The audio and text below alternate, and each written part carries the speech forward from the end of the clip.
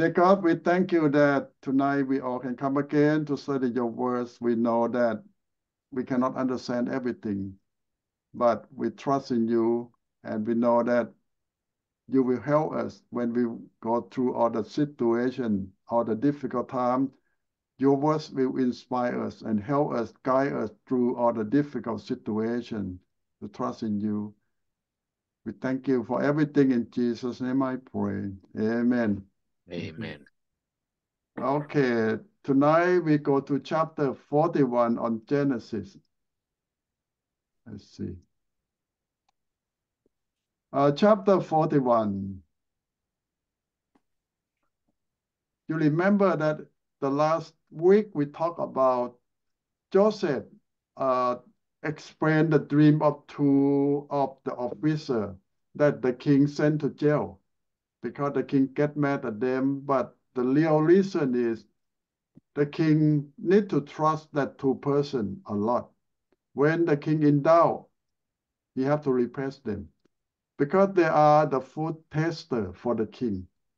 They test the wine. Everything the king doing, this guy have to test first to make sure that no poison. And another one is the one who tests food.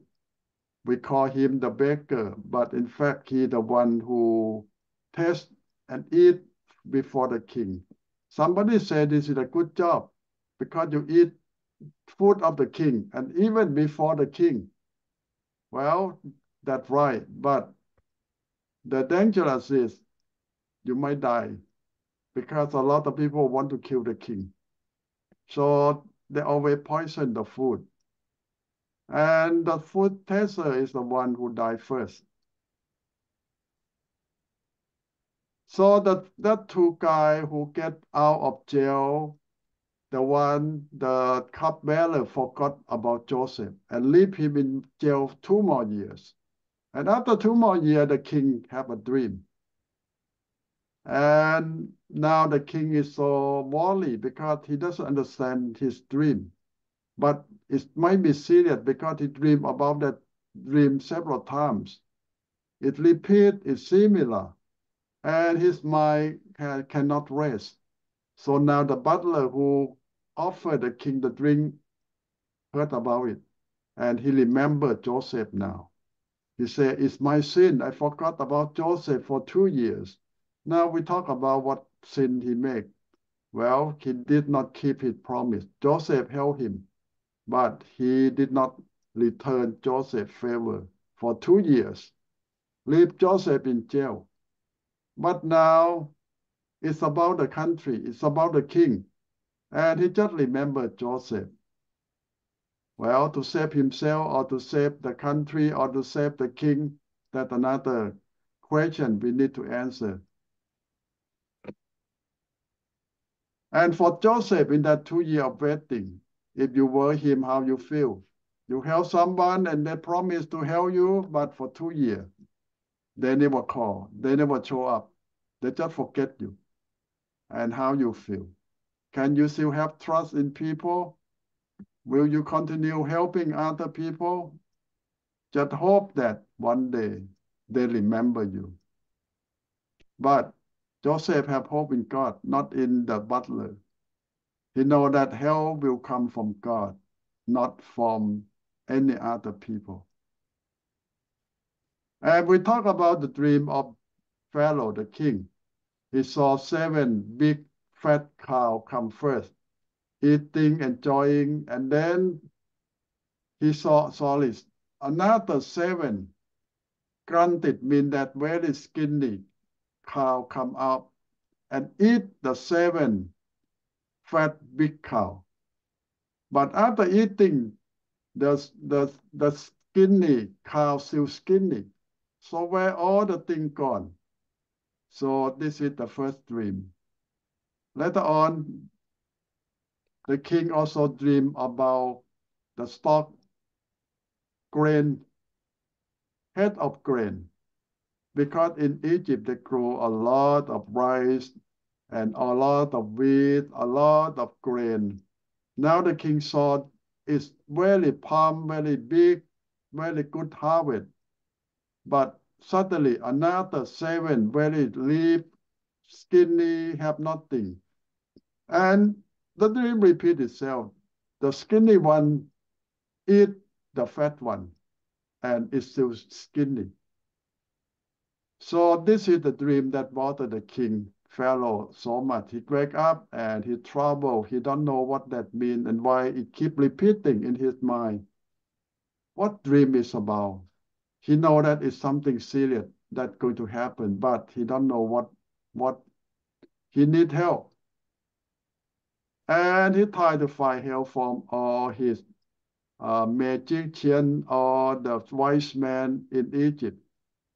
Now it's very interesting because most of the time the wise man can tell you about your dream, but this time they cannot. And it happened in many situations. You know that a lot of people who interpret dream or look in the future, they not rely on themselves. They rely on some kind of magic or some kind of spirit or power. And we know that only God knows the future because God make the future. God control the future. How about other spirits? They don't know future, but they can make it happen. What that mean? It means that they might predict something that is not real, but they can follow you to make it happen later on. So it's not because they see the future, but because they can follow you home and wait until the timing and then make it happen. So this is the way many other spirits use their magic to antic or to make followers. But only God knows the future, control the future, and make the future.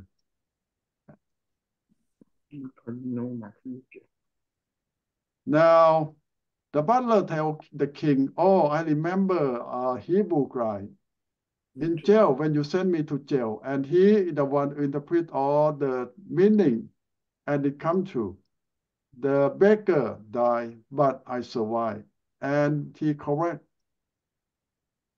Now the Pharaoh, the king, sent for Joseph because it looked like he the only one who can help.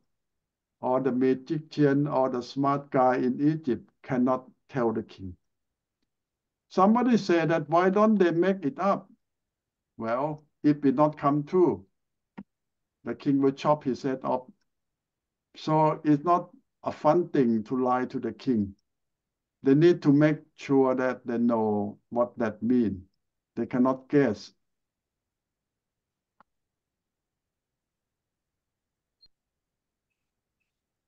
Now, Joseph will tell the king when he coming out, and it's a tradition this way. You see that they take Joseph out of jail, bathe him, shape him, and put on new clothes for him. And you know that all the officials of Pharaoh shave their head. I don't know because people have lice a lot or their hair never clean. So in order to get to the king, everyone have to shave their head. And that is their culture. And somebody said this is why all the Pharaoh or the officer have a wig on all the time. I don't know, this is part of their culture. Change new dress and go to Pharaoh. And the Pharaoh said that you can tell the dream. Joseph will say, no, nobody can tell, only God. It's not me. Only God knows the future. Only God can show me and show the king. I will tell the king what God tells you. So Pharaoh said to Joseph, explain the dream to him. Repeat the same dream about the fat cow, the skinny cow, and the stalk of grain.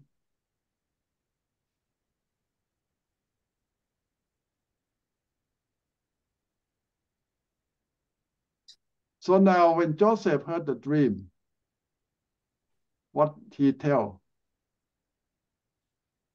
It's different from Daniel. You see that is in the situation when Daniel interpret the dream of the king. Daniel go home and pray, and God revealed the dream to Daniel. What's the difference between Daniel and Joseph? The main difference is in Daniel's situation, the king don't remember his dream.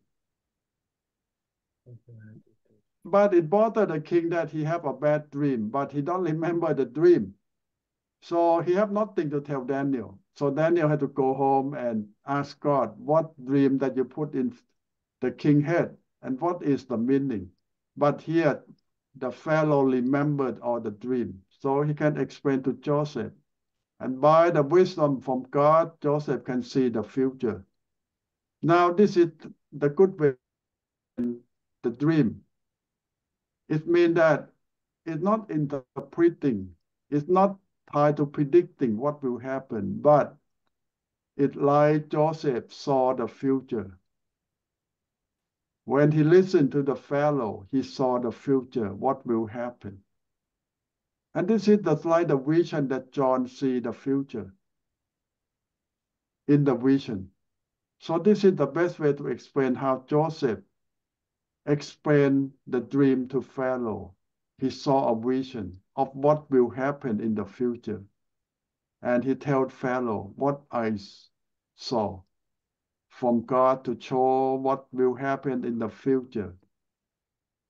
And he can tell that everything point to the same meaning, that there will have 7 years of plentiful, good rain, good crop.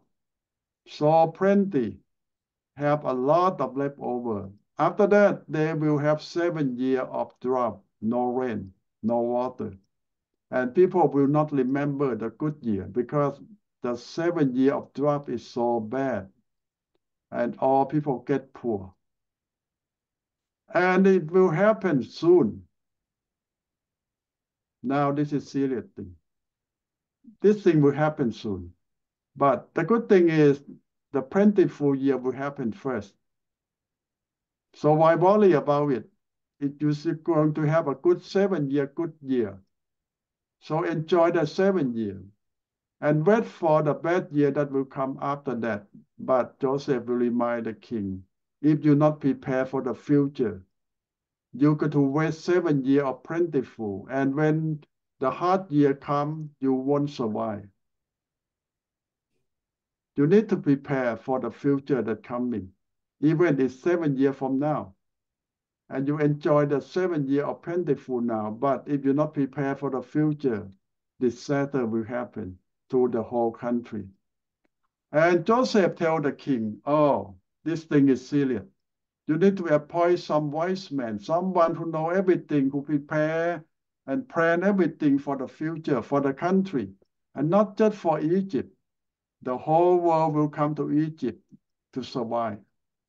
So you have to feed not just Egyptian, but you need to feed million more people from everywhere that need your help. So God have been chosen you for this job, this purpose. It's a big thing. So Joseph even explained how to correct, how to prepare 1/5 of every produce every year, collect them, save them. It means 20% of every year production, save them for the future. So in 7 years, you are going to collect 140% of everything on top of everything. But for the Pharaoh and for the Egyptian, there's so many, where are we going to store them? Joseph will tell them, you need to build more storage, enough to feed not just Egyptian, but million more people that going to come to Egypt. So this is the serious. So 1/5 means that the Pharaoh will send people out to collect 20% tax. That the extra one that need to save for the country. 20% tax is a lot. But for a lot of people, when they have a lot, they don't care. But when they're poor, they care. But when they have a lot, plentiful, 20% is not too much. You know that in America, normal people pay around 10 to 15% of income tax. But when you have higher income, you pay up to 30, 40, even 50% of your income. They call progressive tax. But in the past, most countries will have a fixed rate. They collect 10 to 20% tax on everyone. Doesn't matter you rich or poor. But today we call this is not fair. The poor might pay nothing. The rich might pay 50%. This is the modern day tax, but in the old day, everyone share the same burden.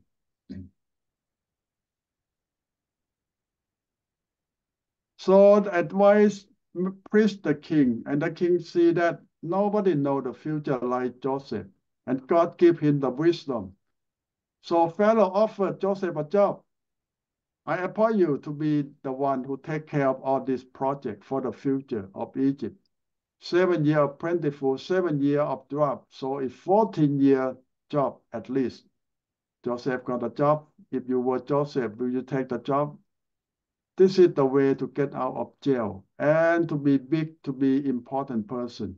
You're going to rule over Egypt under the king. And all the prophecy about you will become true. It's an offer. Will you take it? Or you say, oh, I better go back to jail. Take it easy. But to take this job is a big responsibility. Joseph knows he cannot do it himself. Only by the help of God he can fulfill this job. A 30-year-old man will start from prison to the top job of the country now. It's a miracle. And Pharaoh gave his ring to Joseph, mean that this is the power from the king. Joseph can kill anyone, can promote anyone, and can do anything because he represents Pharaoh now. And this is the symbol that he just ruled the country. He just under Pharaoh. And for the whole Egyptian country, Joseph on top of everyone now. He represents Pharaoh and have the power to do anything, to save anyone, to change any law. So this is the big thing that Joseph have dreamed of since he was a young boy. And nobody believed that this one thing will come true one day. But God have his way, God have his time, and when everything comes, it's fulfilling. So, and Pharaoh give Joseph a new name. Sabnat, or no, this is called Joseph named Sabnat Pane, and give him a wife, Asana, the daughter of the high priest. So Joseph will have children of half Jew, half Egyptian now. So you see that the Jew and the Arab or the Egyptian will intertwine because the marriage of Joseph to this family. And this is not just the normal people, it's the loyal family too. So in that 7 years, Joseph worked so hard, collect all the food and prepare for the future. And in those years, Joseph had 2 sons. And the name of the son are here. Ephraim, and Manasseh. Manasseh means that God make me forget my difficult time. And Ephraim means that fruitful. So that 2 sons Joseph going to have. And the question is, did Joseph have only 2 sons? Well, the Bible just mentioned 2 names, but the point is, might be he have more than 2. But these 2 sons will represent the 2 tribes of Israel in the future. This is the important name. This is why they mentioned that 2 names. So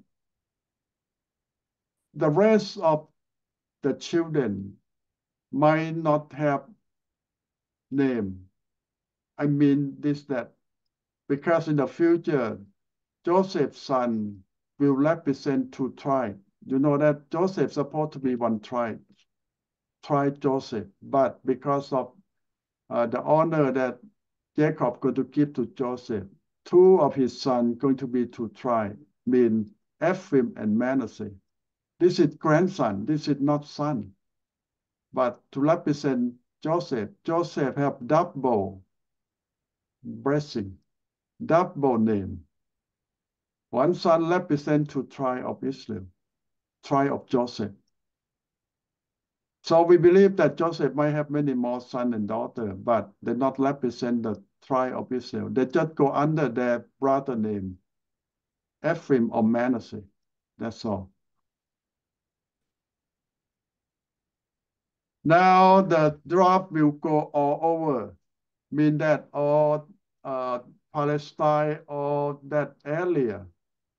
Because even today, we call that type of Mediterranean weather, like California, similar this way. We will have plentiful year of rain, a few years.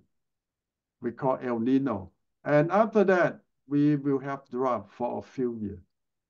They call the effect of El Nino, El Nina or something in the Spanish name, mean that the plentiful year and then the drought year. The swing of the weather is similar to Middle East in the time of Joseph. And even today, it's still pretty that way. Plentiful year for a few years and then drought for a few years. But sometimes it not a few years, it lasts up to 10 years. And that's abnormal. And in time of Joseph, it's 7 years, it's abnormal too. Normally, it's about 2-3 years. Drought or 2-3 years of plentiful, but Joseph time is 7 years, double the time. And in the very serious situation, it's up to 10 years. The cycle go that long, and everything die. Everything almost not survive. People have to run away somewhere else. Okay, I will stop here and come back for your reflection and question about this chapter, what you learn. And if you were Joseph, how do you feel? 13 years waiting. Yes, Nathan? I just have two questions. Why Jacob took Joseph's two sons to be his sons, and why when he placed his hand to bless Joseph's kids, instead of blessing the firstborn, he blessed the second one? Why? It's a good question. You know that in the culture, the first one supposed to get everything, but you look up the whole history, the first one never get it. You look at Abraham. Abraham is not the firstborn. You look at Isaac. Isaac not the firstborn. You look at Jacob. He is not the firstborn. Now you go down to Jacob's son. Joseph is not the firstborn. Ajahn, Yes. can it be that God chose to make more out of less?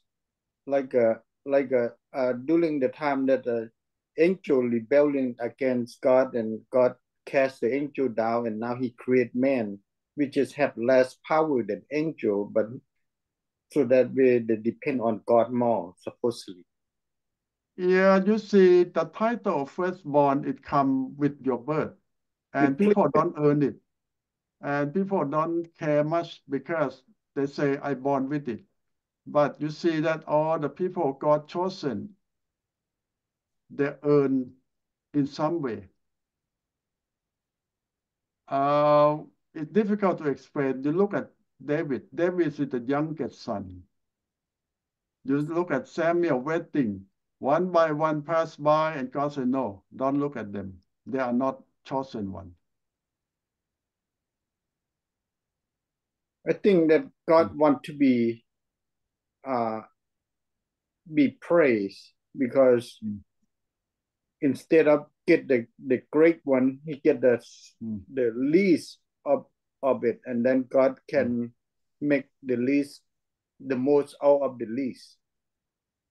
Yeah, God can do anything. And I think we learned a lot of lesson that somebody say, I born with the right, I born with the gift, I born with a lot of things. But it's not because you earn it too, but because it's the grace of God. Now people have two options.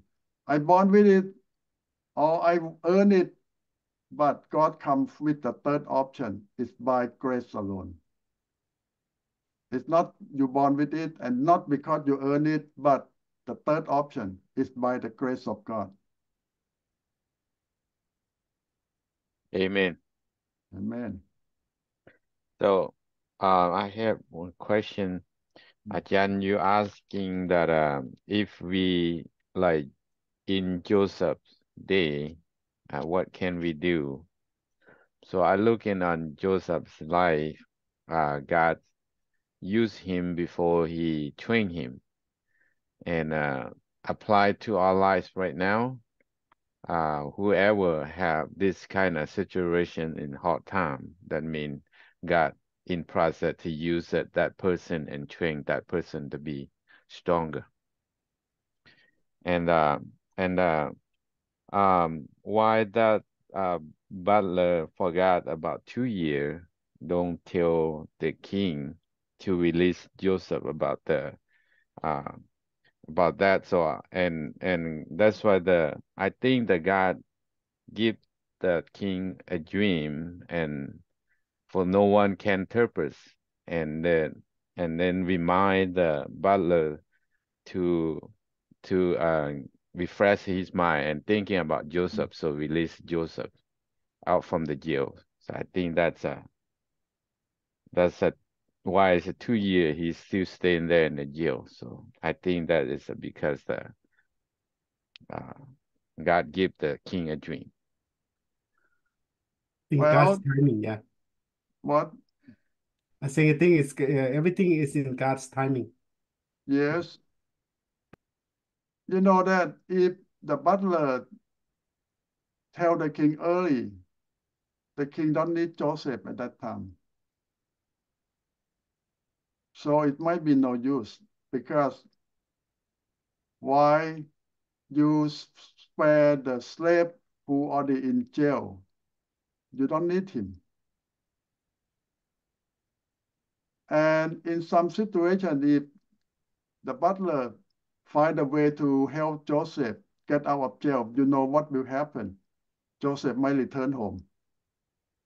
Why you stay there for 2 years without job, without anyone?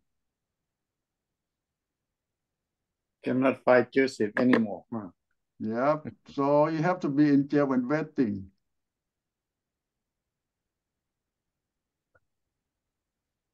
$2 years? Yeah, but his jail is not that difficult because he supervise the people in jail. He help take care of the people. So he's not really a prisoner there. He's the manager there, because God is with him. You think that he might preach to the people in jail too? Yeah, I think he make himself useful in that jail. He make a lot of friends.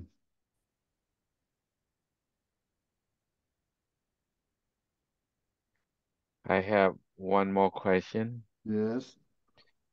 I know that king get dream, and back there in the Old Testament, and God used give the king a dream. So is that we still been God you give us dreams? Anyone here in this day?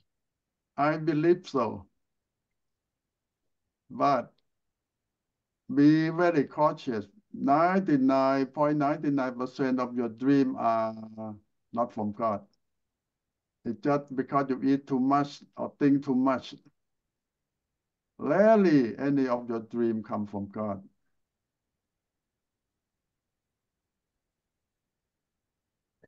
How do we know the dream come from God or come from all my thinking too much have been dream? Well, there's some guideline.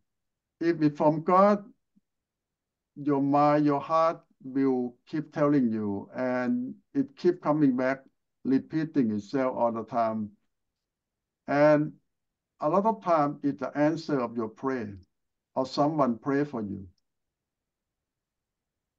A lot of time it not pop up by itself, but it happened because you have been praying for something for so long, or someone praying for you for a long time. And God sent the answer.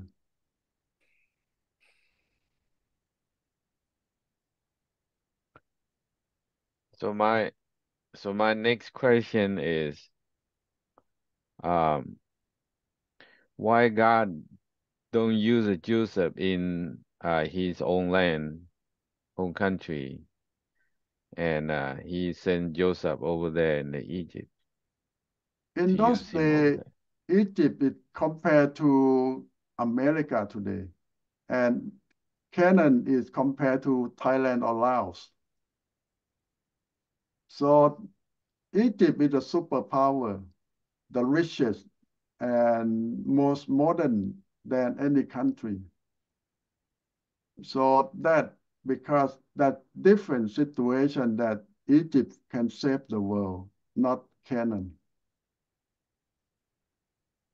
Maybe not enough people. Not enough people, not technology, not advancement, not resources. They're not prepared to do the job.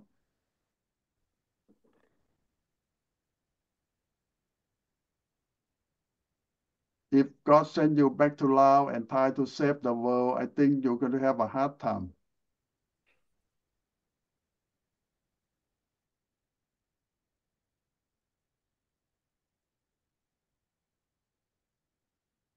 I believe so.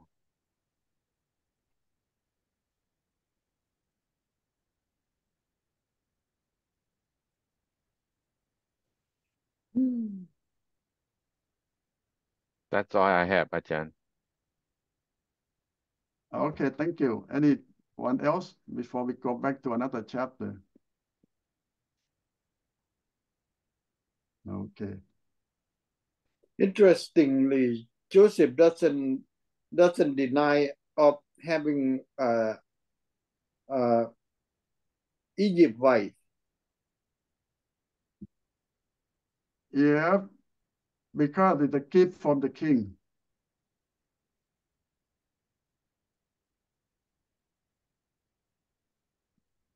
You never refuse the gift from the king.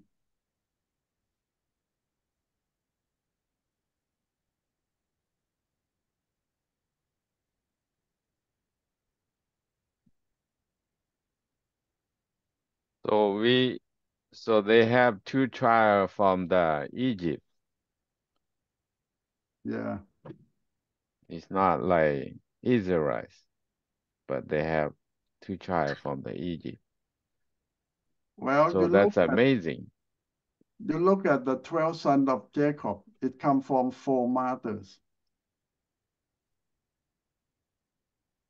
But they marry in is that the same bloodline from the 2 are sisters, 2 are maid. The maid can come from anywhere that they buy it. Young girl. So we don't know the 2 maids where they come from. But the 2 sisters, yes, from the same family, same line. So that's why we cannot say we are the combination right now. Yeah, it's like you go to check your DNA. They tell you that you how many percent of Southeast Asia, how many percent of East Asia, or maybe 5% of white Caucasian or something. You are a mix of so many things.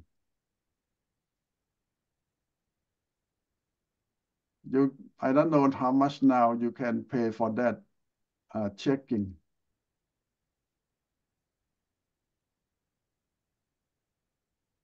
I hope I don't have anything come from monkey. You never know, right? So far, they don't put monkey DNA in the line. I'm just joking. Nathan still have the second question he didn't get to ask yet. What's your second So question? Nathan, he had two questions. He only asked the first one. What's the second one? Nathan, what's the second question? I guess it's Remind me, help me, Ajahn Kronsai. I have another question. We're studying chapter 18 and 19. And when the Bible said that Lot was by the gate, when he saw the angel, he bowed down his face on the floor. I thought we're not supposed to bow, we're not supposed to worship other than God. I know that there were three angels, but the one of them as Jesus, but he was staying with Abraham. So Ajahn, explain to us. The angel never demand us to worship them, but it naturally for Abraham and Lot will worship all the superpower because they are afraid of them. They come with power, authority. But when angels have time, we tell them, don't worship us, worship only God. But the problem is with us, like we will worship anything that we scare of, anything that look powerful. It's our nature all the time. Yeah, Nathan. Continue with that about that passage. When Abraham saw those three angels, he took them in, he fed them very well. He even served them instead of having his servant serve them. Did Abraham knew that those three guests were special, or that he always do that? I believe Abraham saw God, Jesus, this angel several times. And I believe even Lot might have a glimpse of those situations before. This is why he recognized them right away. Not a stranger, not just regular guest. Lot know them.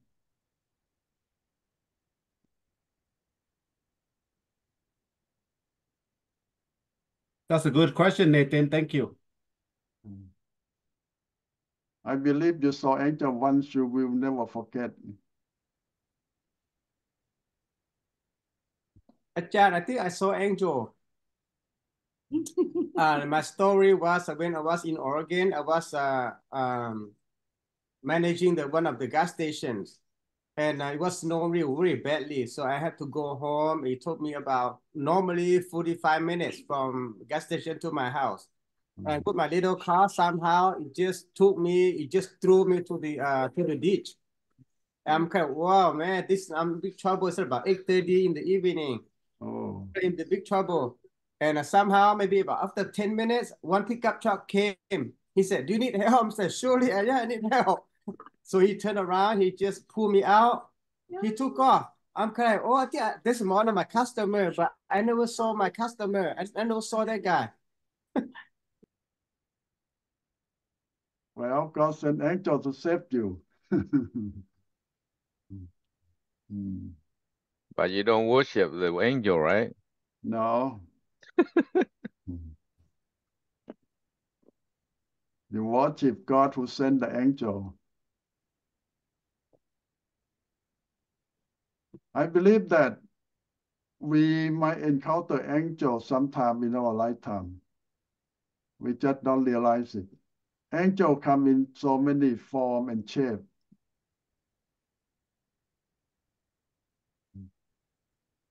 Ajahn, all these things they worship that thing they bow down worship. This is before Moses. So after that, Moses write what 10 Commandments and said no idol, no worship, other gods. But the angel will tell everyone long before Moses' time that don't worship us. Worship only God.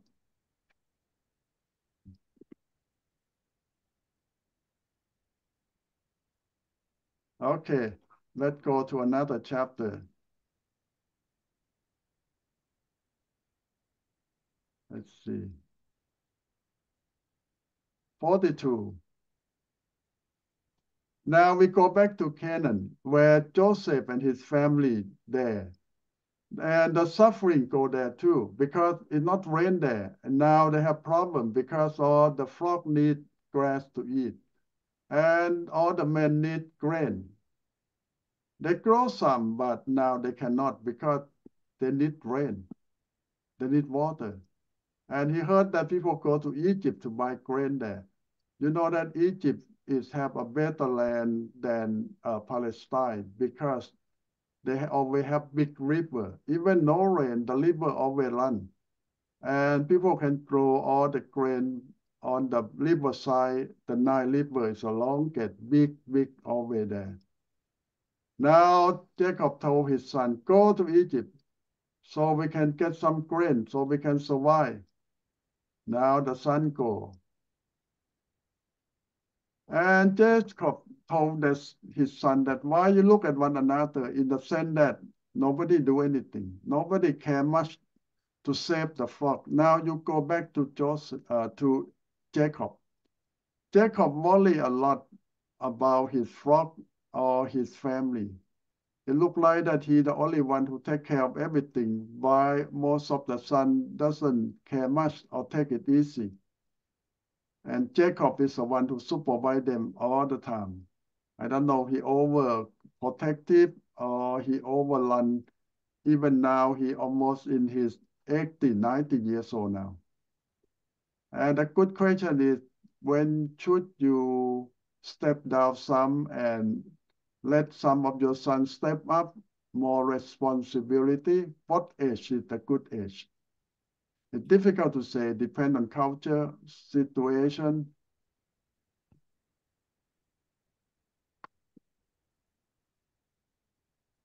And now, other son will go except Benjamin, because Jacob don't allow him to go. Because this is one of the favorite sons beside Joseph. He better let other son go and die, but he cannot stand for Benjamin to go and die or don't come back. So he still hang on Benjamin from the way that he loved the most. You see that Rachel have two sons, Joseph and Benjamin. Now Rachel is not here and Joseph is not here, only Benjamin left. So Jacob won't allow Benjamin to go. All the 10 brothers will go to Egypt. All of them need to go because they need to take responsibility to buy grain to save his own family and to represent that they are the son of Jacob. And now the good question is why Joseph need to see all of the people who come to buy grain, because he's so big, so high, and he can assign a lot of people to take care of this thing, minor thing. But why he have to meet his own brother? Well, there might be a good question and answer on this point. The main reason that Joseph intend to wait to see his brother coming, because he know this time will come, his brother will come. It's not because he want to see everyone who want to buy grain, but he wait for this time. The prophecy will fulfill when his brother come to kneel down before him. He want to face them, face to face, to fulfill the prophecy. So this will answer that why he come out to wait for his brother, since he don't need to do. He have a lot of helper, and a lot of people come to buy grain too. And when he saw his brother, he remembered all of them. And he just said that you come to spy our land.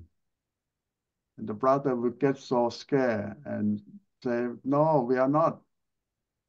Now, this is the fulfillment of the prophecy. Now, you see, Joseph remember all of them because they come from the same place, the same clothes, the same hairstyle, not changed, but they cannot remember Joseph. Now Joseph is an Egyptian. He shaved his head, he have a new cross as a high rank officer, represent the king. His brother never imagined this is Joseph. They don't believe that this is Joseph. If you were the brother, you will never recognize this is Joseph. Impossible. You just know that you saw him somewhere to be a slave somewhere. But you don't really believe he ended up to be like the king of Egypt now. It's more than a dream. It's impossible. And now Joseph go back to all his dream when he's young, and the relationship with his brother come back.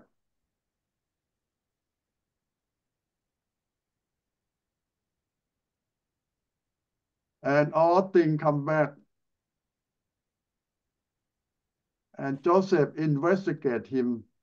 Who are you? Where you come from? How many brothers you have? In fact, Joseph want to know about the family. This is already how many years? 17 years. Plus 2 more. So it's 19 years since he left home. So he want to know that how his dad doing, his brother, the family. It's almost 20 years past. Things change a lot. So he checked on them. And after he investigated them and know enough, he said that, okay, I'm a good man, I'm an honest man. Prove to me. I will get one of your brother here, and the rest of you go home, bring food back home. And now, which brother that Joseph will pick? If you were Joseph, which one will you pick? The good reason is they always pick the oldest one because he represents the family. He the heir. But Joseph did not pick Reuben. Joseph will pick Simeon.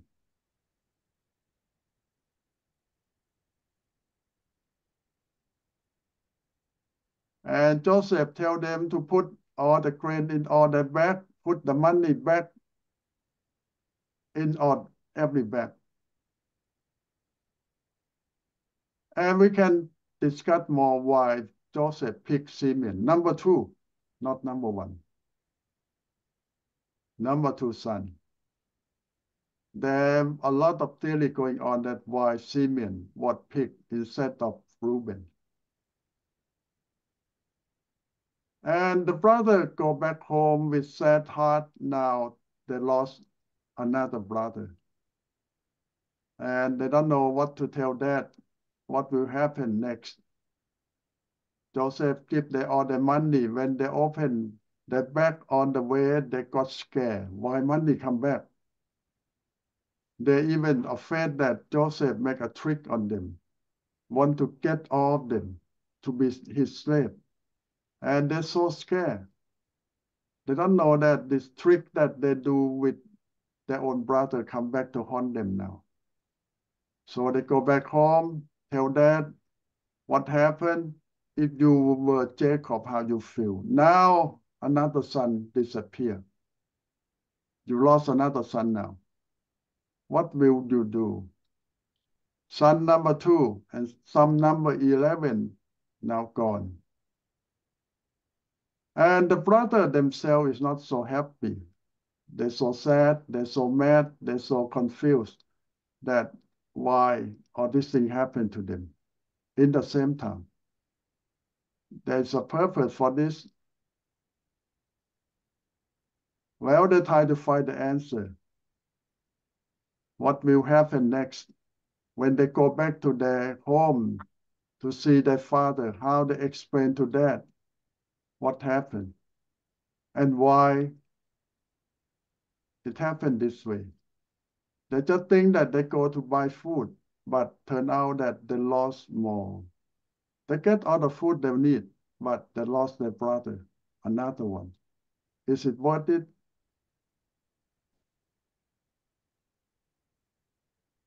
And all the brother even tell Dad that next time when you come, you need to bring Benjamin. If not, you won't see my face. Mean that I won't serve you food. Benjamin. How they know Benjamin? Because all the brother tell them they have 12 brothers, and each one have a name. Joseph very detailed and mentions directly because he know this is the trap that Joseph want to put for them. And they will walk there because they have no choice. It's like a lot of trapper put the trap for the animal. And a lot of time the animal see the trap, but why the animal still get in there? Hungry. Hunger forced them to get in, even they know it's a trap. Not because they don't see, not because they don't know, not because they're not afraid, but hunger forced them to take a chance. So they walk into the trap. And here Joseph put a trap. And all the brothers know, but they still have to get into the trap because they have no choice. Hunger. They have to come. They need to take it. Okay, what we learned in this chapter, I go quick because we have to go quick. Yeah, Nathan? อาจารย์ Hmm.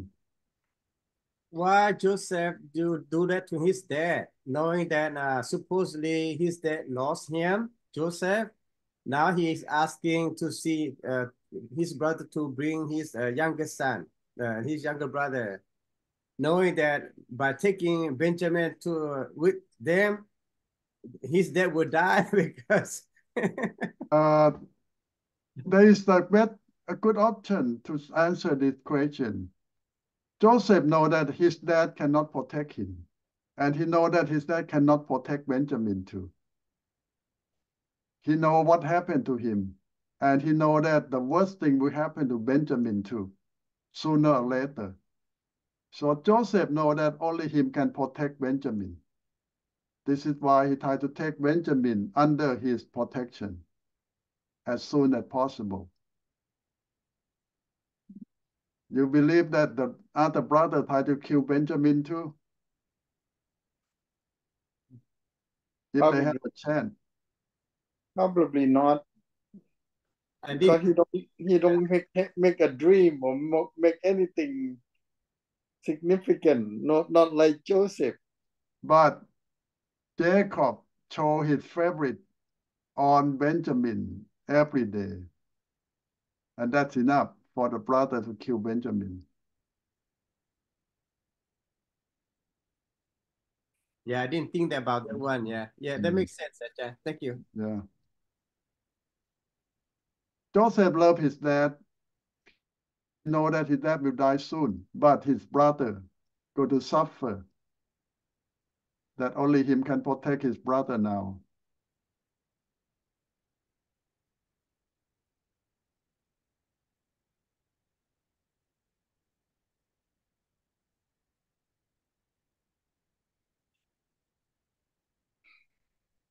Well, if you were Joseph, should you treat your brother that way?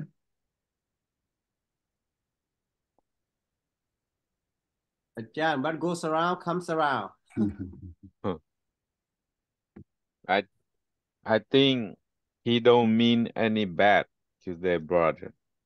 He mean he tried to protect them. He tried to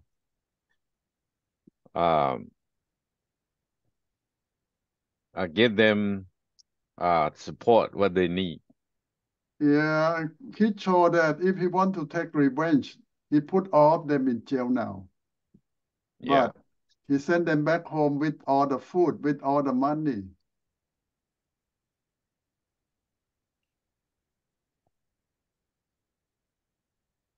If you, yeah, Nathan? I heard Ajahn, because Joseph doesn't revenge, it's because he loves his dad. He doesn't want his dad to suffer, or maybe I don't know. Well, yes, he loved his dad, but I believe he loved his brother too.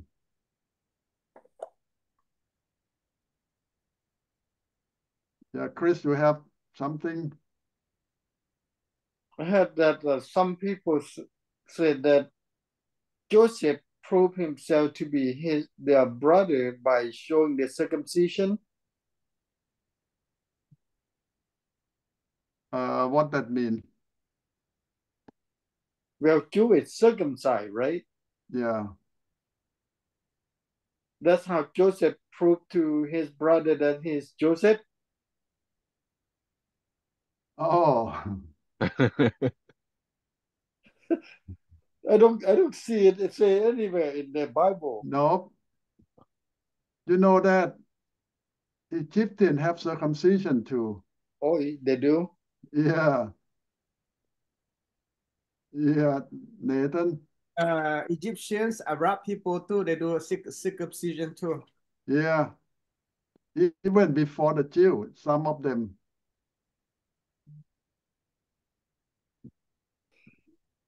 So I think that guy doesn't know the Egyptian culture or history.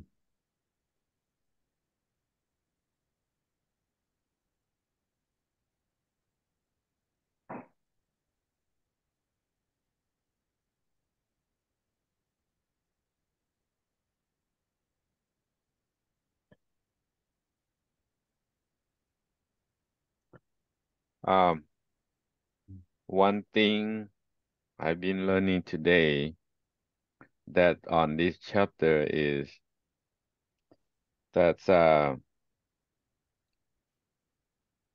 for the dream to be fulfilled and his brother come there for his dream, he dreamed for his brother and they bow down to him, right? Yeah. And that's why that what I learned because God sent him to there and to be a king, so that when they come, they have to bow down. So if God used him in their own land, so he have no power. So his dream can be fulfilled. So that's why God sent him there. That's one thing I understand right now. Okay, good.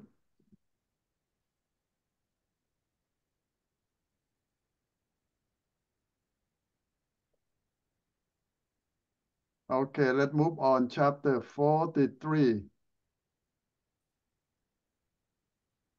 Now, the famine or the drought go on getting even worse. And now the grain that they bought from Egypt gone now. And that Jacob will remind his son, we need to eat.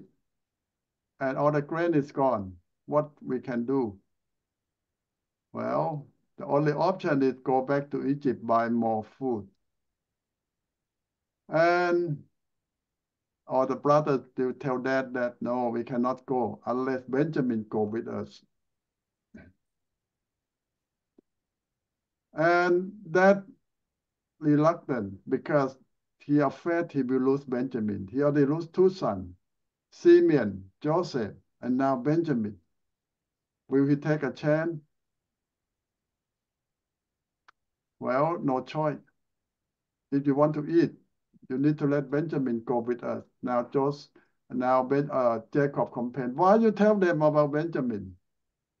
Well, everyone answered that we did not intend, but the man questioned us about every brother to the last one. We don't know that when he would say that, bring your youngest brother, because they're just innocent. They didn't know that this is Joseph who know everything. And Joseph intend to take his brother to stay with him in Egypt now. Now in verse 8, Judah will pop up here. You remember that Judah will have a big say in Joseph's life and now in Benjamin's life too. In Joseph's situation, Judah is the one who asked brother, don't kill Joseph, sell him. At least he survived. The brother will not die. That is the idea of Judah to sell Joseph. And now Judah will come, step up and say that let Benjamin go. I guarantee him. If I don't bring him back, you can kill both of my sons. So Judah will come to save the family by saying that I sacrifice my two sons in order to bring Benjamin back to you. If I cannot take my two sons, do whatever you want. So this is the only brother that offered to that he will do anything to bring Benjamin back. To confirm to that, I will sacrifice everything to do it. So this is, we start seeing that Judah is better than the rest of the family. When crisis comes, Judah always the one who step up and offer help and ready to sacrifice for the family.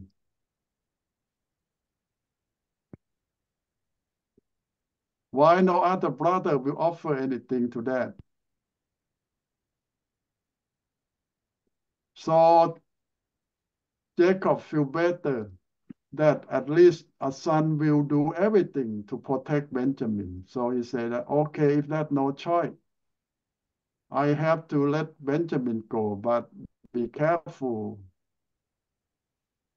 And he reminds his children that take double money because he know that the money the first time come back. So now you have to pay them double. One for the last time, one for the new time that we're going to buy more food. At least they're sincere enough. And may God have mercy on all of us. So he still know that only God can save them now. It be beyond his ability to do anything.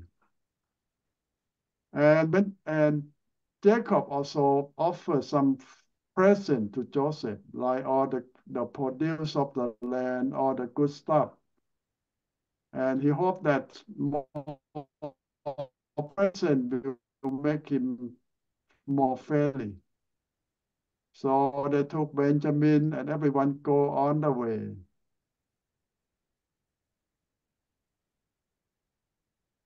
And when Joseph saw Benjamin, well, this is 20 years, he might not remember much. Last time, 10 brothers come. This time, 11 brothers come.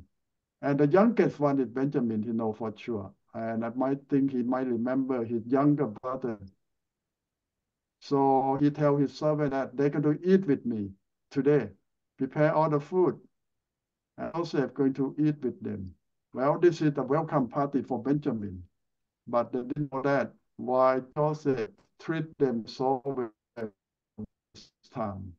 They're just afraid because they think that because last time the money accidentally go back with them. So they afraid that Joseph might have a trap for them to bring them home in order to catch them or to kill them or to do bad thing to them. So they worry a lot. What will happen to them now? Why Joseph take them home? And they try to explain to the servant and to Joseph later on that, oh, we are honest people.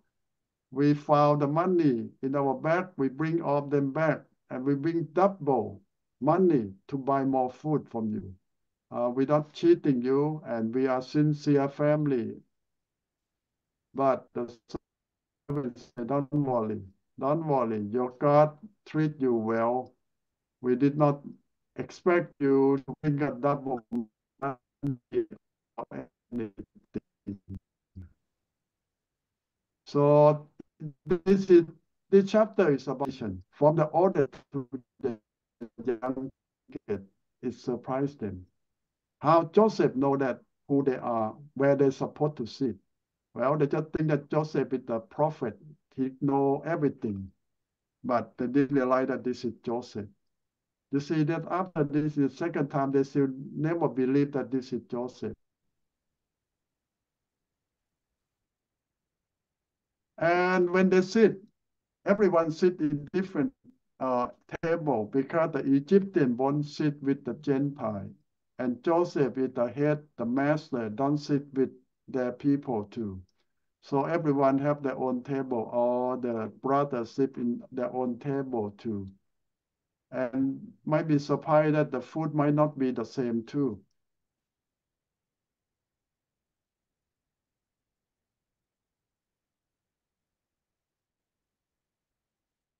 And a big surprise is from the firstborn to the young, they all sit there according to their position. And some people calculate that if you make it by chance of the 12, 11 brothers to sit in that position, number 1 to number 11, according to their birthright, how many chance you need to take in order to make it correct? They say that the chance is 1 in 40 million. It's even worse than you buy a lotto. And the chance of the jackpot for the lotto, California, they say that in only 3 times first, because the chance to hit the jackpot in California is 3 times more difficult than to be hit by the lightning. So it's almost impossible. But here for Joseph to make it right, sit number 1 to number 11 correctly, it's 1 in 40 million, the chance. So this is the miracle, unless he know everything. Now for Benjamin portion, the Bible said Joseph gave Benjamin 5 times more his brother. Everyone might observe that something weird happened. Joseph served Benjamin better food and 5 times more than his brother. So you know that Benjamin cannot eat all of them. It's just to show that this is my favorite.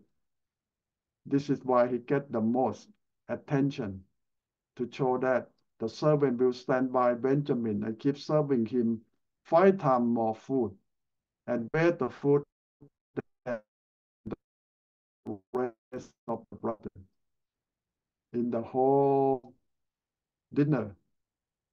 And here in chapter 6, well, it doesn't mean a lot for people who don't know the situation. But for Joseph, he wanted to show his brother his love after 20 years that he separated from him. When Joseph left home, Benjamin just a little boy. Now Benjamin is a young man now. And 20 years is a long time. But Benjamin is his full brother. The rest is half brother. Benjamin come from same mom, same dad with Joseph. And this is something special for him. Okay, I will stop this chapter. This chapter is short. And you have any question or reflection on chapter 43?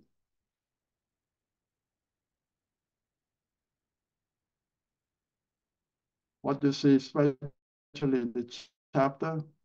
If you were Joseph, I feel after 20 years, now you see your younger brother now. And you have a choice, a chance to take him and take him away and take him to be with you forever now. You have the power to do it. Will you do it? The power to save your brother now. Well, I think I will do it too. I think he will do it, but at the same time knowing that he want to see his dad too. Mm. But when you have only one choice, what can you do?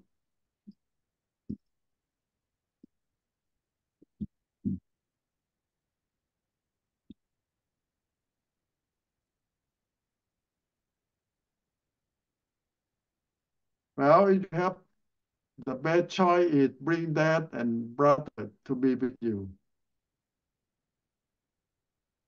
But at least get one at a time.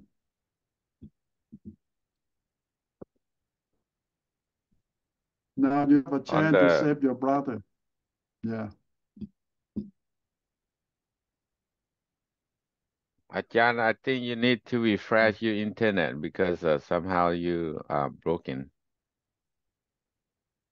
Oh, maybe the connection.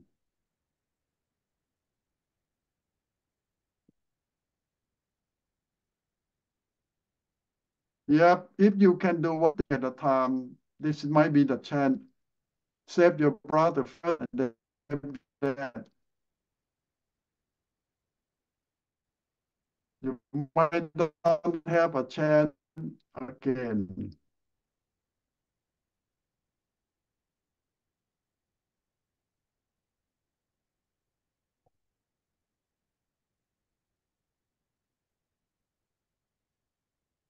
A lot of time we wait too long and we think that we will always have a chance to do something. But a lot of time we don't have a second chance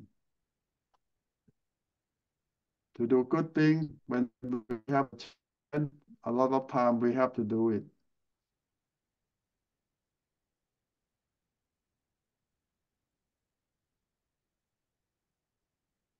I believe that all of you will have experience of trying to do something good and wait too long.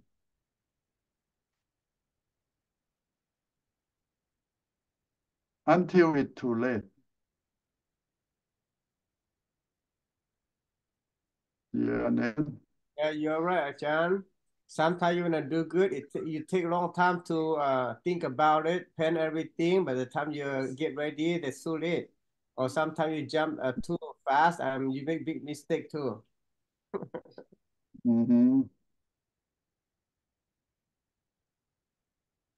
But I think that at least you try. Better than do nothing.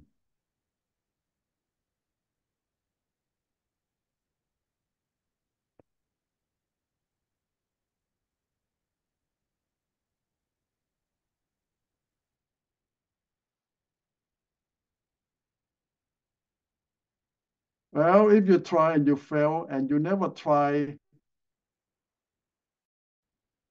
and never have a chance to do anything, which one that you think you should be? You try and you fail. If you don't, then if you don't try, then you will regret all your whole life. Yeah, I think we better try. Even we fail, it's still at least you try.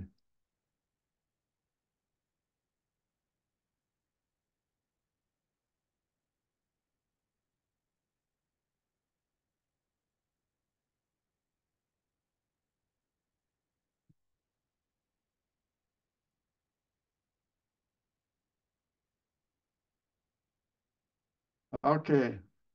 If you have nothing, I will go on chapter 44.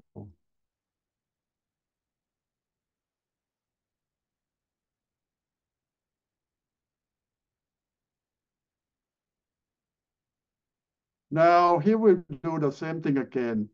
Tell his servant that fill the bag for them, put the money, all the money back, but for the youngest, put my cup, my silver cup, in the youngest bag.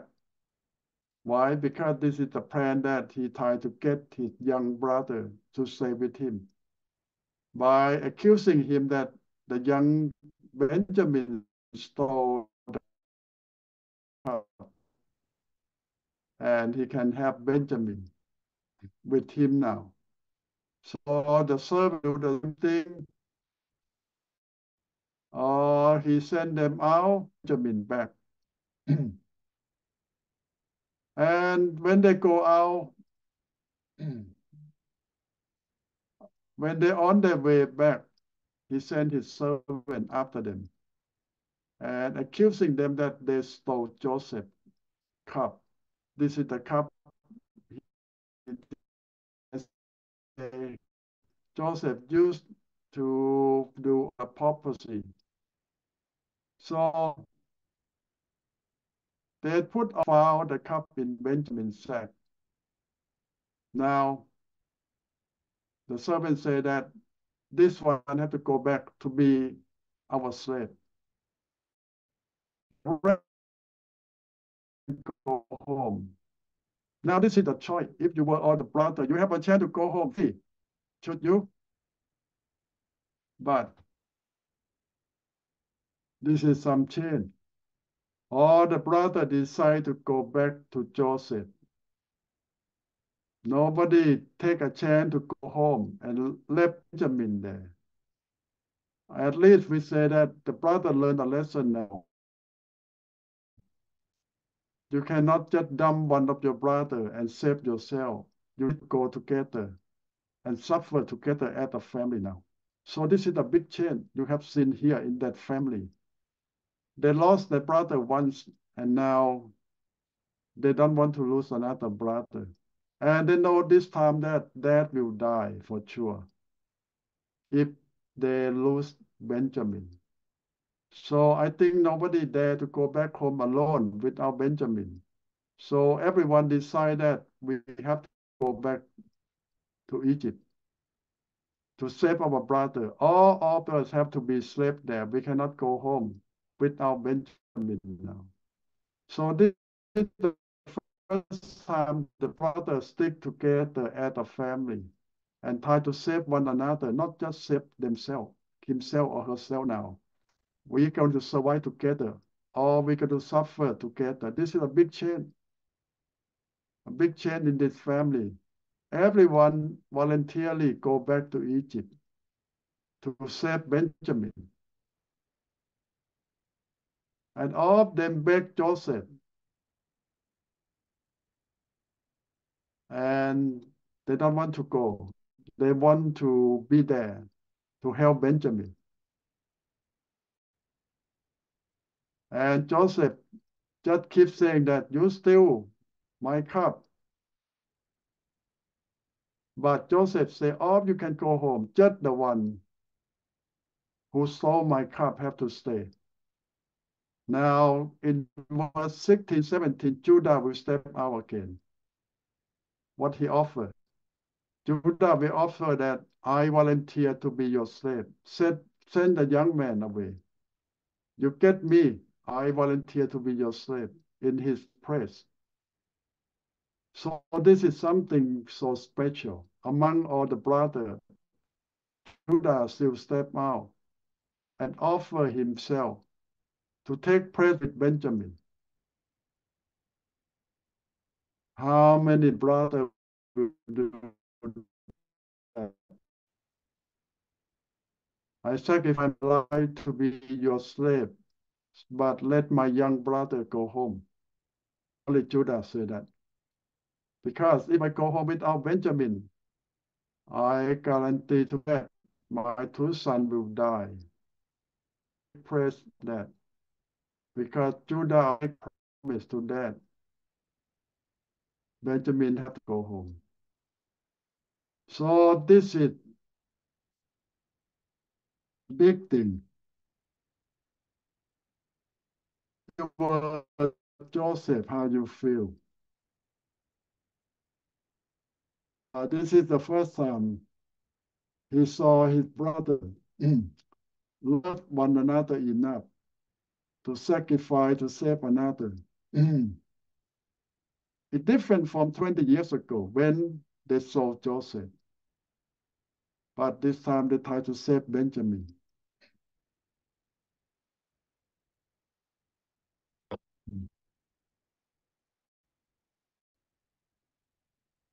And this sacrifice will make Joseph see that his brother changed and make him feel that he needs to show himself up and forgive all his brothers. And Joseph, in fact, he already forgave them long time ago because that is the plan of God. He will say that, oh, bad, but God means good. So we have to learn from us. So people do bad thing to us. we need to know that but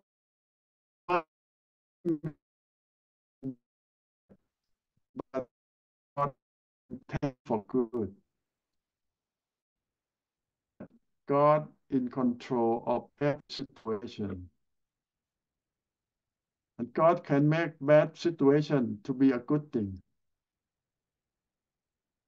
And Judah tried to explain to Joseph for all the situation that I cannot go home.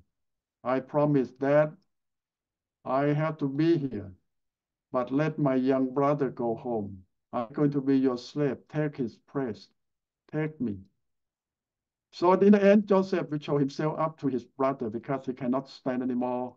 He sees his brother chained. They all come back. They're not running away to save themselves. They come back as a family to save Benjamin.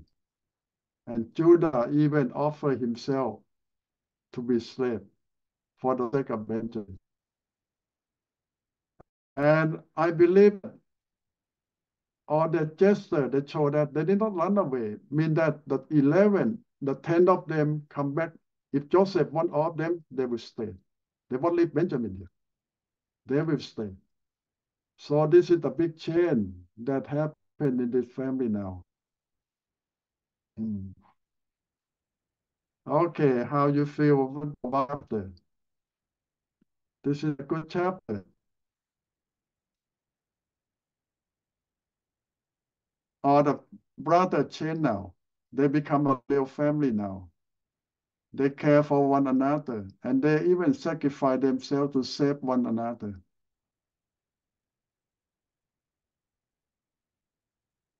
It started a broken family, but now they're united. It needs a very bad situation to unite a family or to make a family whole.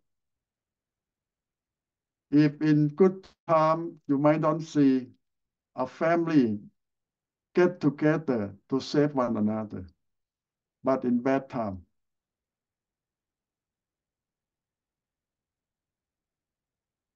Good time, you don't see a lot of things, but in bad time, you can see a lot of big different things.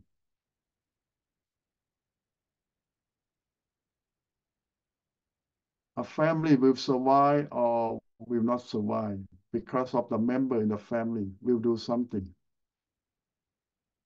to save one another or to save themselves.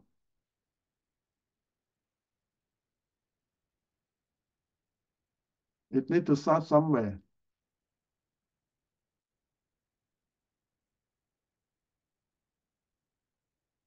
I don't know, it happened in your family before.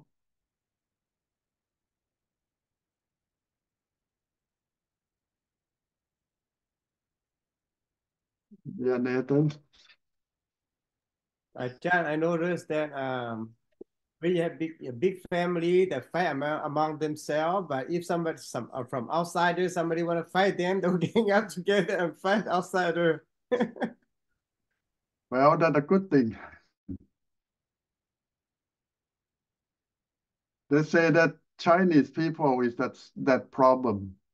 In peacetime, they're fighting one another all the time. But when big enemy from outside come in, they united and fight back throughout the history.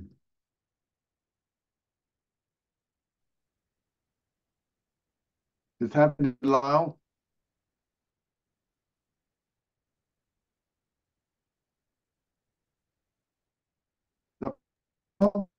It happened in the United States too, Ajahn, when the 9/11 hit and all those parties come together and, singing praise and, and they band together. That's good.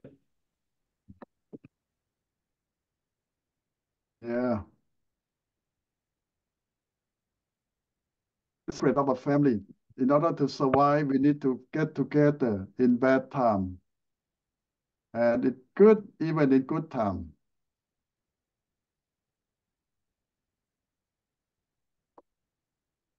If one of the family think that they can save themselves and left the family, that they think wrong.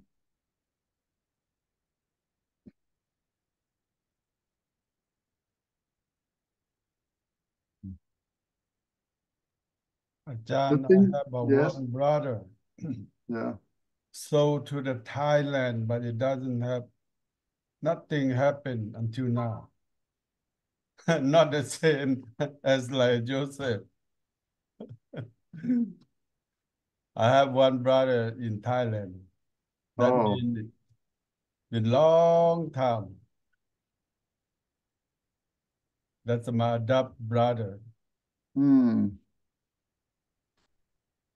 grew up with your family? Yeah, my father, before he got married, my mom, he adopted one son first to be, I don't know how to say that, to prepare to help him to raise all the kids that in the future when he got, and No, then that is the first your adopt the brother, brother because there's no father. Mother looks so very, poor because of poor, that time, and that's why your dad it's a mercy and to adopt to my adopt. brother. It seems like Joseph's story, but it doesn't happen nothing until now. You still have connection with him? So long time, Ajahn, like 30 years already. Well, you can reconnect with him. That's why maybe now I refresh my mind. I think it should happen at this time. Yeah, before it's too late. Yeah, Got we went it. there to see him for 2 times already, That's about almost 30 years. and then he's go away with his family. Oh yeah, John, now I remember it. I should, help him now to get him. Yeah, it's time because he didn't believe God yet. Hmm. We don't know who he is, so then we have to look for him. Yes.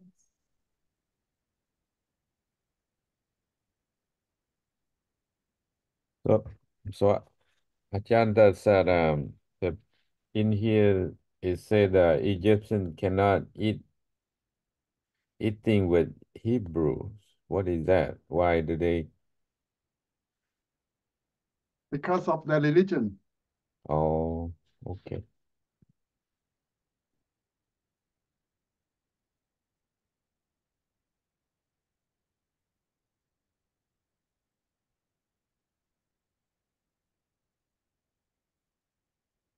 Or maybe that time, so Egyptians so powerful, so rich, and then Yes. they don't like those,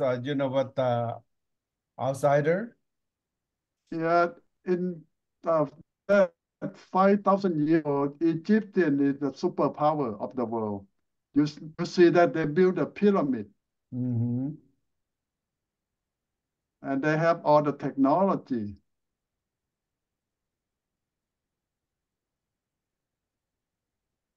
They are superpower in those days, 5,000 years ago. If I'm not wrong, so that people celebrate the birthdays from the Egyptian, right, John? First time they're looking for the moon thing or something. The Egyptians know how to calculate the sun, the moon, Yeah. the day, a lot of Yeah. things now, even in those days. Mm-hmm. But today we surprised that a lot of people in South America, the Inca, for 5,000 years ago, they also know how to do it. Mm-hmm. A different civilization in America.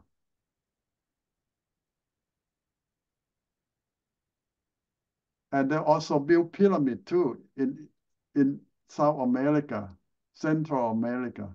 Is And that they Mexico have a one pyramid, isn't it?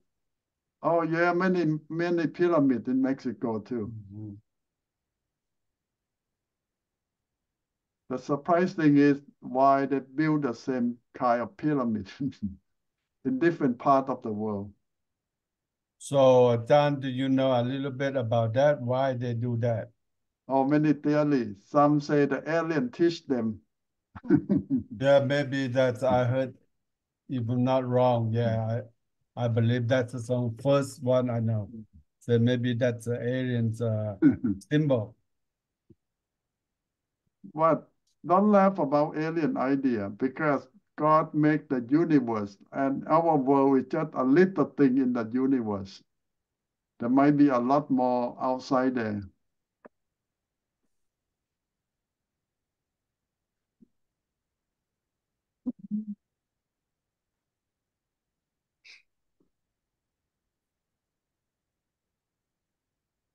Okay, I will go to another chapter.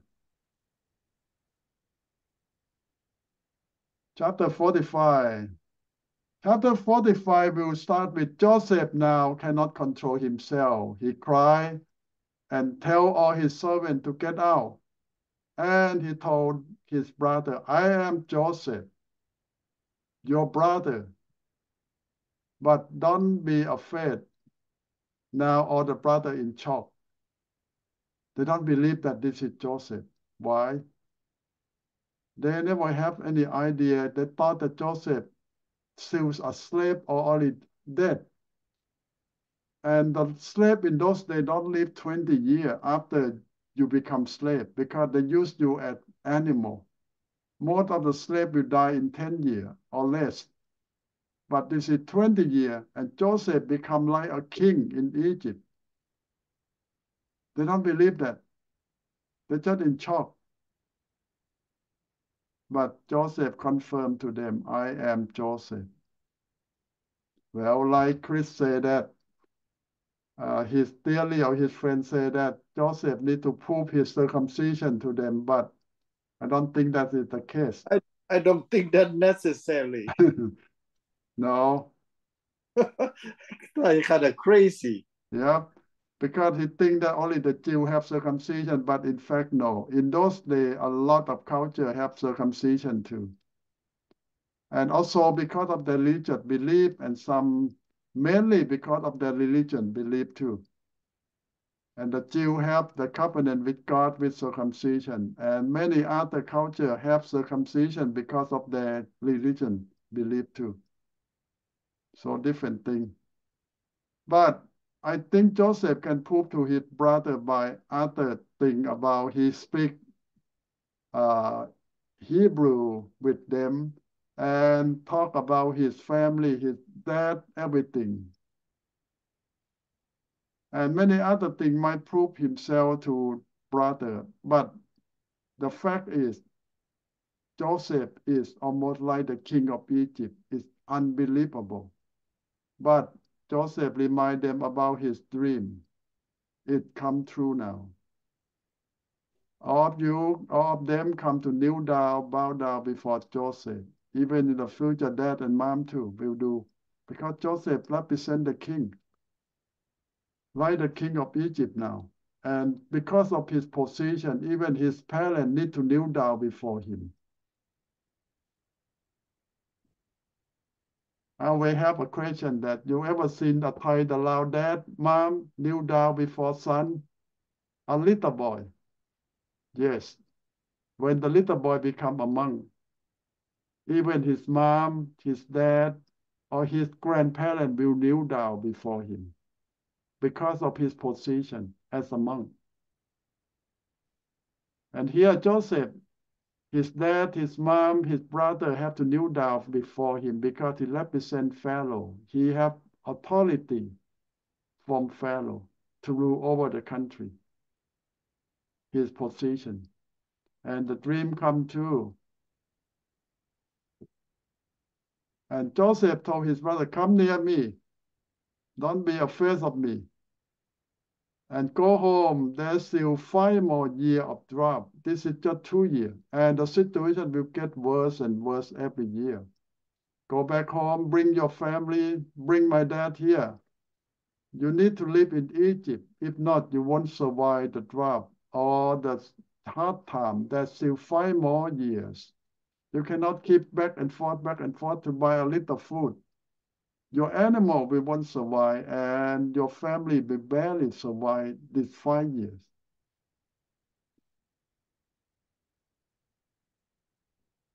So they're still in shock, but now Joseph told them, show them everything, and say that, go back to my father, bring him back here. Take all the card, take all the treasure of Egypt, and take your children back with me. Now, people told Pharaoh that Joseph's family come. So Pharaoh said that, go and save your family, go home. So Pharaoh sent all the card, all the provision with Joseph's brother to bring his whole family to Egypt. So they will have wife, they will have children, and everyone. So the whole family will come. Later on, we will know that about 70 people or 80 people. They mean 70 men, 80 men from Jacob's family will come to Egypt. Don't count children or women, just all the adult men. So the brother go back with all the card and tell that Joseph alive.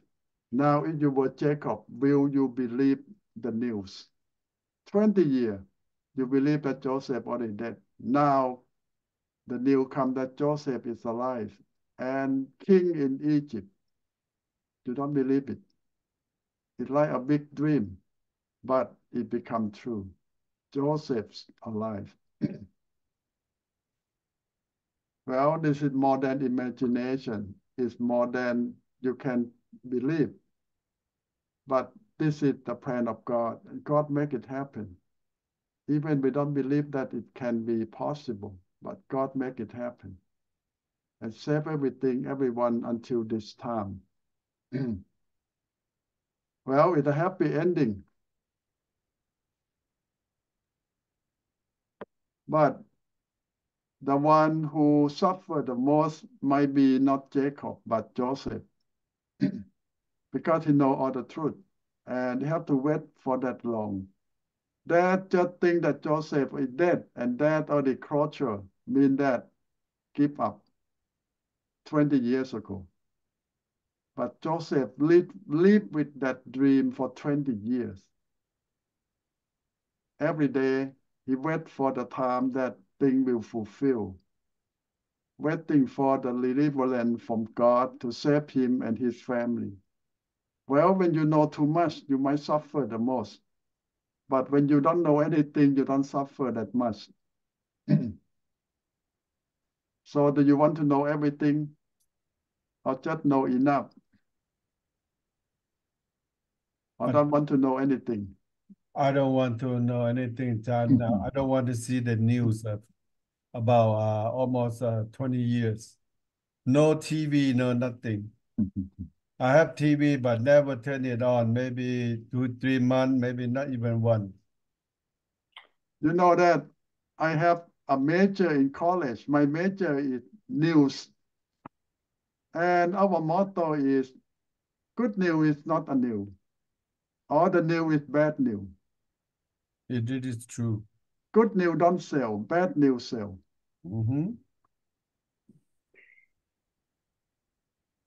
Achan, if I'm not wrong, I think the same thing, but Jacob and Joseph might almost same suffer. I believe the dad from the beginning that all the brother bring the clothes back with the blood.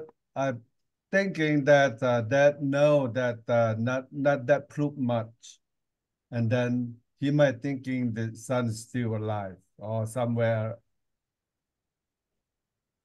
That's why I think that Jacob just been suffer also almost like Joseph.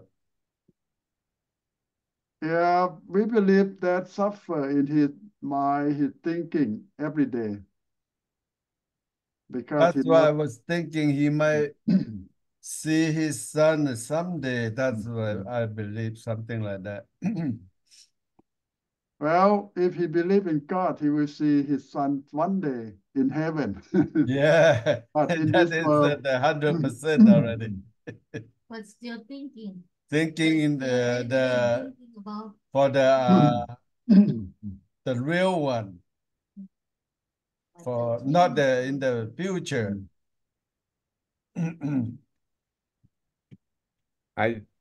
For my thinking, I think their brother, they know Joseph not die.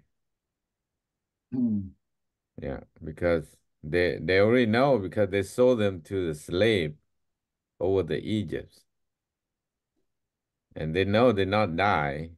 They know his brother is not die, but for Jacob, he really suffered. He think Joseph already died because he see the bloods and everything in the clothes.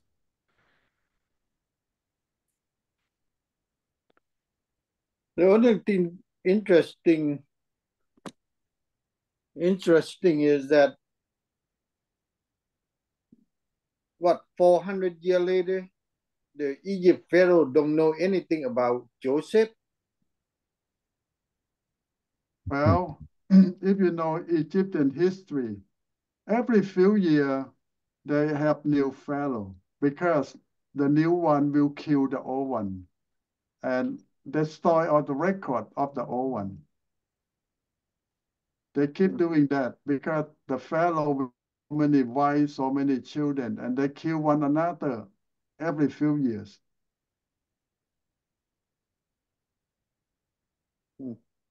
I think it's kind of something like that. It's hard to be forgotten that what Joseph have done to for Egypt.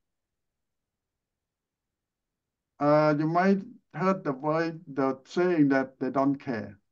They don't care. Yeah, they just care about themselves. Or the Pharaoh, because Yeah. they're kind of very greedy and selfish. If they know that Joseph become prime minister, they might also want to kill them too, because the king want to kill whole, a descendant or everybody. That's why same thing like a Chinese. Yeah, John. Yeah, that is a common sense. Yeah.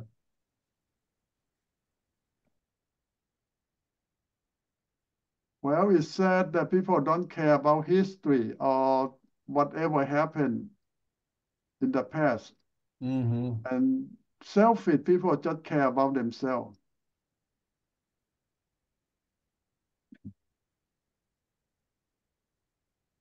In United States, we do that the same. Last few years ago, we tried to erase the past by doing many things. Yeah, we change a lot.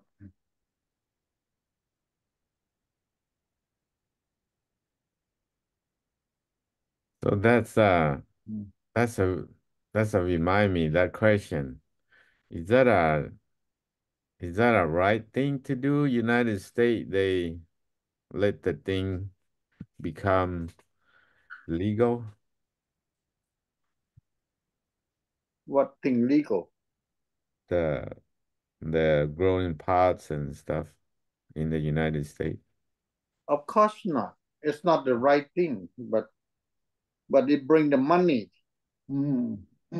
It generates a lot of income. It killed the economy, right? Yeah, with this liberal government, they do anything.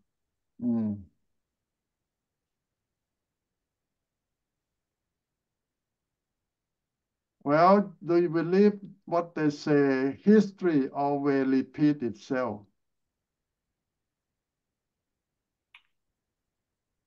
Things that happened in the past will happen again in the future. Why?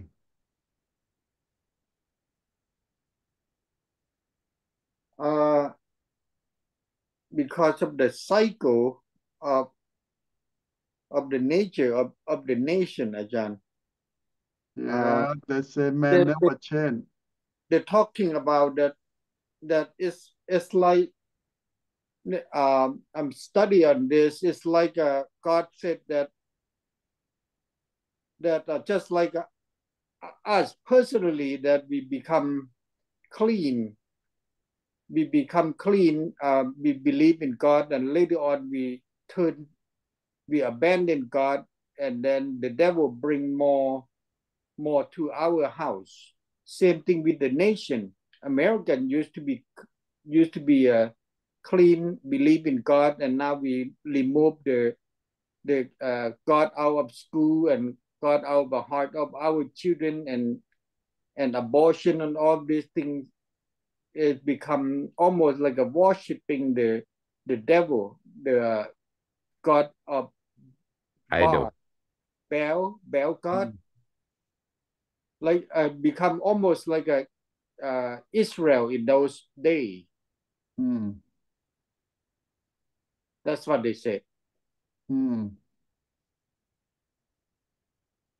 American become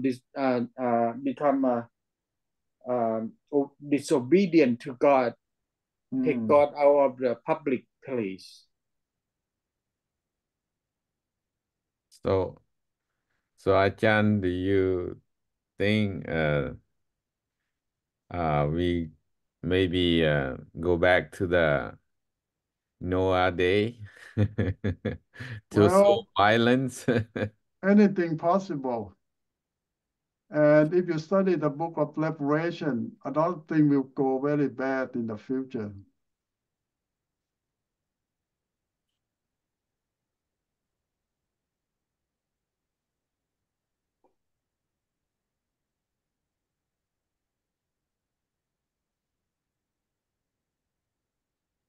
Ajahn, Yes. should you teach the book of Revelation the next semester? Do you want to study Revelation? I do.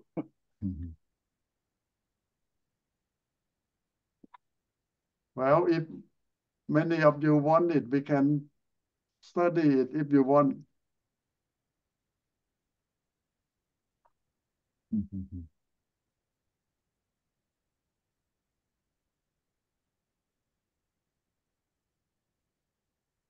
Yeah, think about it and we can vote on it. What is the good book that we can study next semester?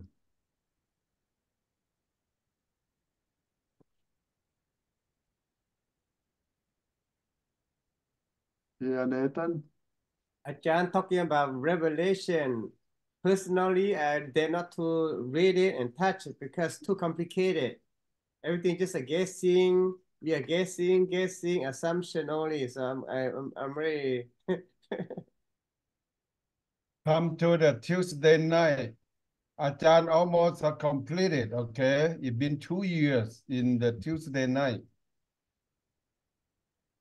Oh, by the way, yeah, last chapter on the next month, Tuesday night, Ajahn, the final one. I'm just mới record chứ nhỉ, bữa nào. Yeah, Ajahn, yeah, since the beginning, but I lost 3, Ajahn, lost 3 chapters. I forgot to record it.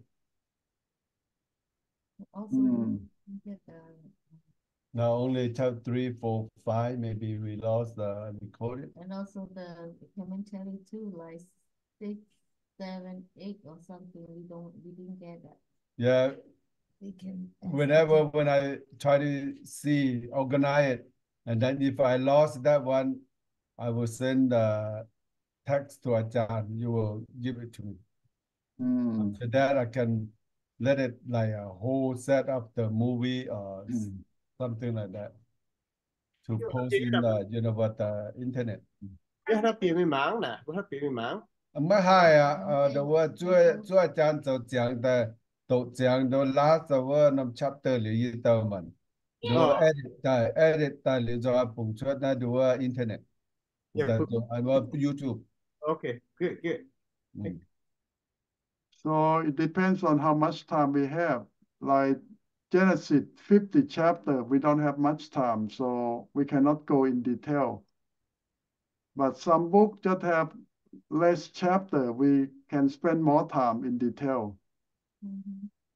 Yeah, one more time, Ajahn. I like it. Revolution. No matter what I read about 10 times, I still not understand. Yeah, the good thing is something we already know because it already happened. And something we know that will happen. But something we don't know for sure. It's still Yes. waiting.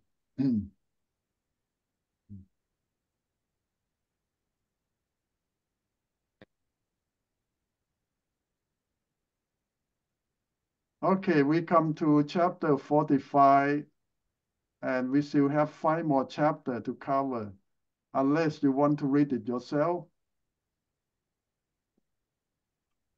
If not, we might have to come back another time after the alumni. We still have 5 more chapters for Genesis. But it might not be much because it's going to be about how Joseph ran the business of selling food to the people and how Jacob died and all the funeral. And the prophecy about the 12 tribes in the future, what will happen to them. That about the rest of the book of Genesis.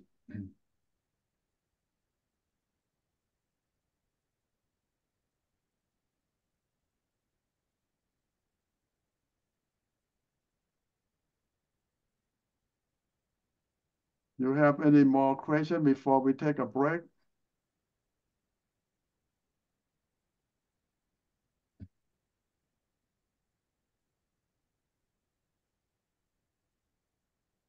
Does God give us a reason why Christ come through the line of Judas instead of Joseph? Is it because of the Joseph married with the Egyptian? His children have Egyptian blood in it? Well, there's so many theories. And later on, the trial of Joseph, 2 children will go very bad. Very bad. Maybe because they have a Egyptian mom and their grandparents are Egyptian monk priests. And they're going to be the tribe that very far away from God from the beginning.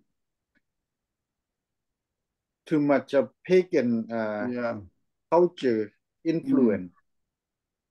But physically, they're going to be blessed so much by God because Joseph's children going to be king for thousands of years to several hundred years. And that Joseph tried going to be another country, Israel. The Judah will have 2 tribes, and the Joseph children will rule over 10 tribes of the Israel. Several hundred years. Where's all the Israel tribe? How many tribes still recognizable, Ajahn, today? Well, in fact, you might say all 12 tribes still there, but majority are Judah and Benjamin. Judah and Benjamin? Yeah. Because they make up the tribe of Judah later on. When the country split into 2 countries, the 10 tribes of the north will disappear at least 300 years before Judah disappear. But Judah always keep themselves there, even become slave and come back. But the 10 tribes rarely come back. But in the end, God said God will bring all of them back. Yeah, Nathan? Ajahn, do we know what tribe is belong to current Israel Prime Minister? We guess that he from Judah.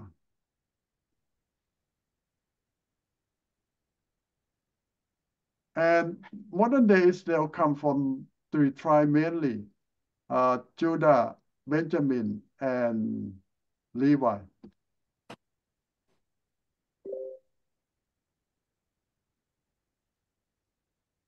And the rest, they might mix up somewhere.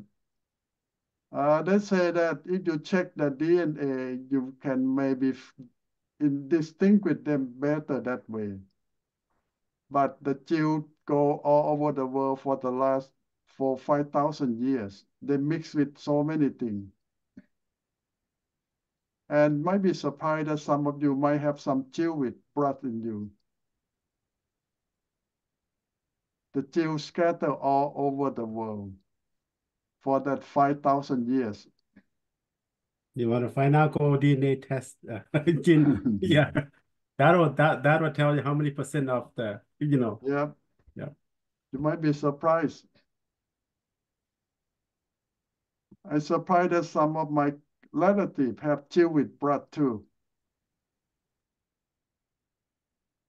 And maybe from the marriage or some kind of distant cousin or something. Some of my relatives have Jewish blood. Yeah, Nathan. Well, you, Ajahn, you don't have? I never check mine, so I don't know. You better get it done before it's too late, Ajahn. You know that a lot of Jews live in China. A big group of Jews live in China for several thousand years. What part of China, Ajahn? Mainly maybe from the north, but they scatter around a lot too.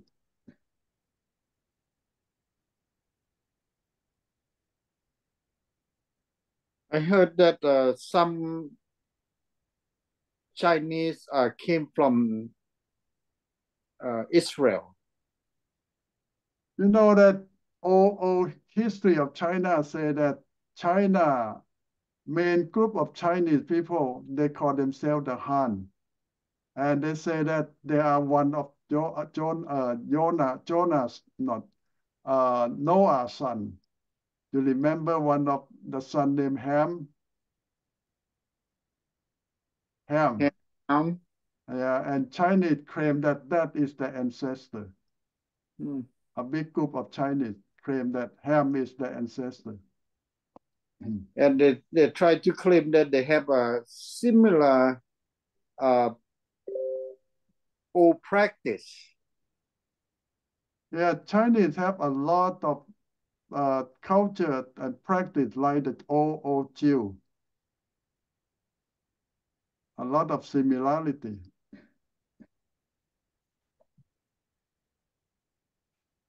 And they track their history back for 5,000 years, both of them.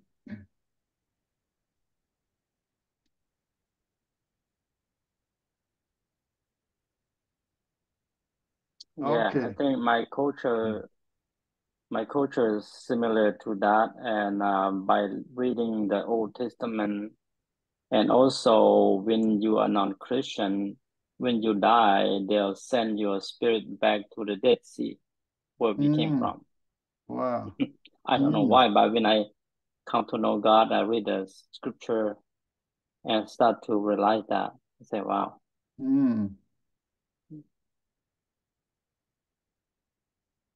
Yeah, there are so many minority groups in China that come from all over the world too.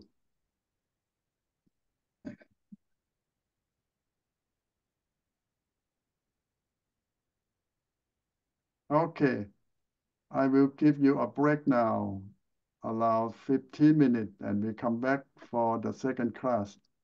Okay.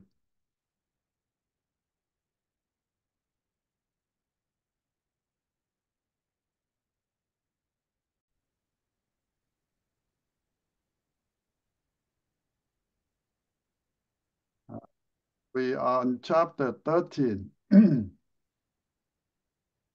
Now we talk about training to more group of people. The first one we talk about young adult and spiritual parent. Last week we talked about spiritual baby and children. Those are very difficult to help them. But now we talk about young adult and spiritual parent. Young adult mean that all the young people who start serving God and you start training them. They can be a lot of good helper because they're still young and they have all the energy, but they don't have a lot of experience. They're still learning, but they can be a good future for you if you invest on them. The second group we call spiritual parent, mean that they already mature, they already produce believer, they already train other people. In your work and in your church, you need these two groups because they are the backbone of your church. They're going to be your helper. The young adult going to be help you with the small group, help you with children, help you with many other ministry. They don't have a lot of experience, but they are learning and working, training in the same time. Like Paul invests in a lot of young students, and they help him. But when we talk about spiritual parent, it means that you are mature, you are already working on new disciple, you train other people, you produce new believer now. So we hope all of us will go to this point one day. But in the same time, we need to help the young adult in your church because they are young workers, they are in training, and they can help you. They can be your assistant in many ways. Okay, we look at the young adult group. We get the idea, this article come from a real thing from a church, a big American church.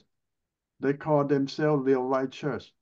And this church start with one group, one small group, young adult group. But they grow so fast in the few years, they go to hundreds of groups. Well, a lot of people copy them, but they don't grow as fast as they are. Why?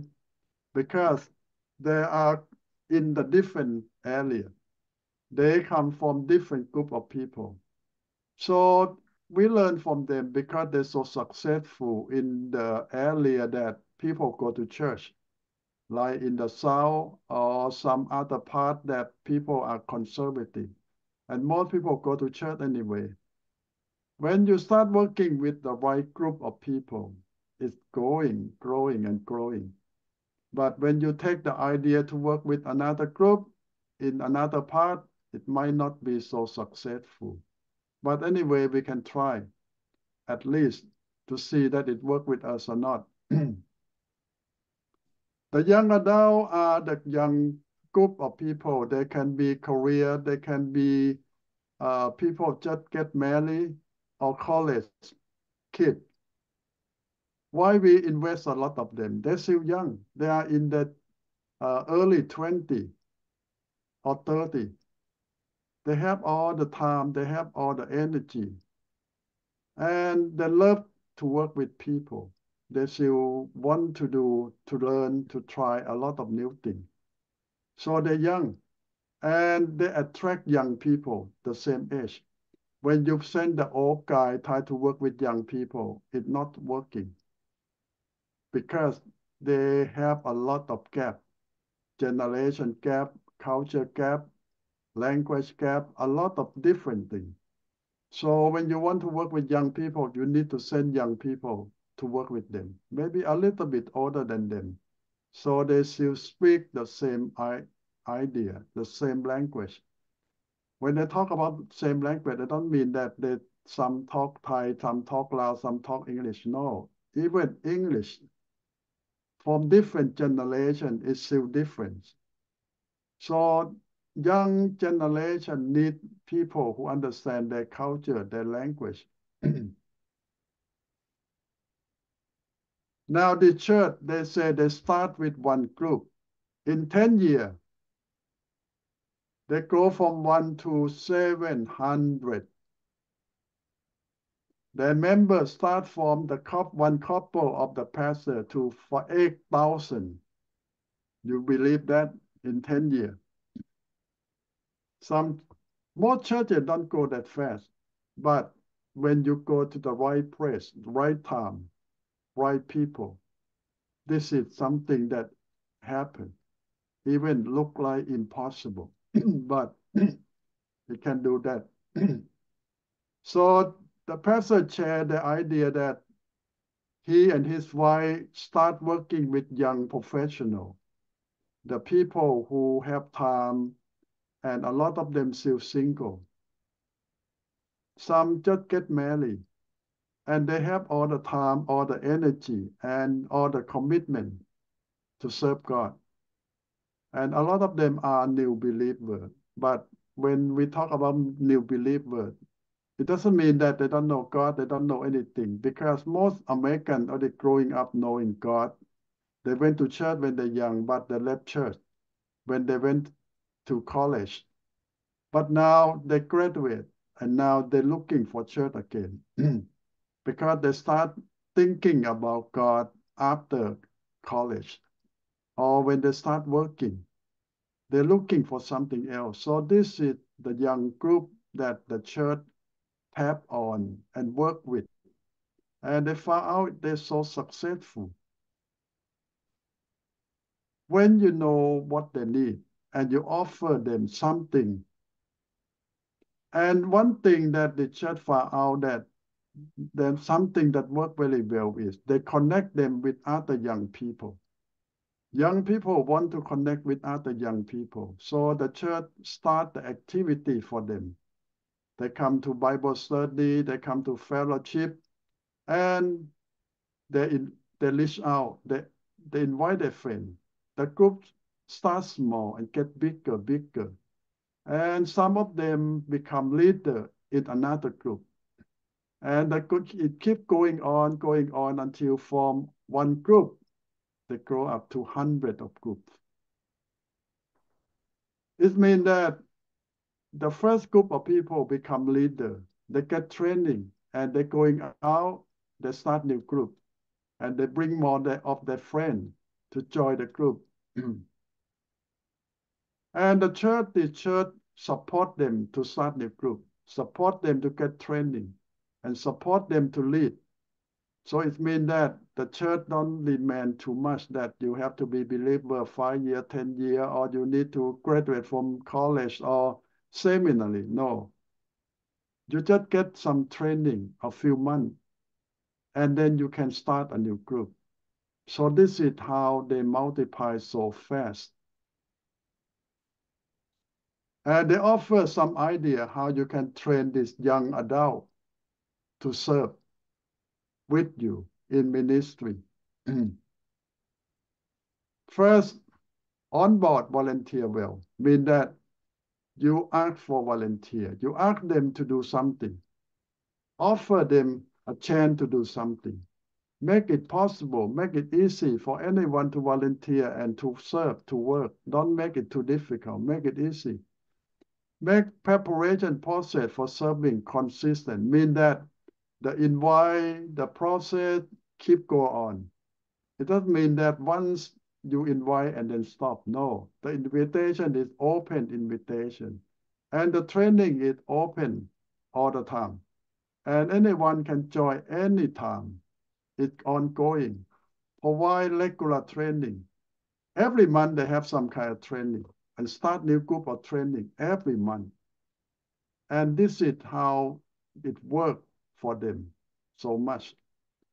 Shadowing opportunity means that they allow young adults to follow old leader or pastor when they work. Shadowing means that you follow the leader and observe and see how they do the work. And this is the best way for training young adult, young leader. And give young adult access to other faithful leader. Hook them with other leader.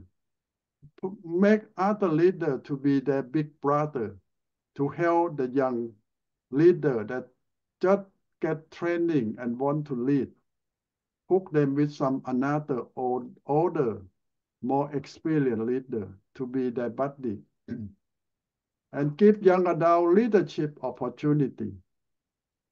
Open the chance for everyone to do something. Always invite people to volunteer, to serve.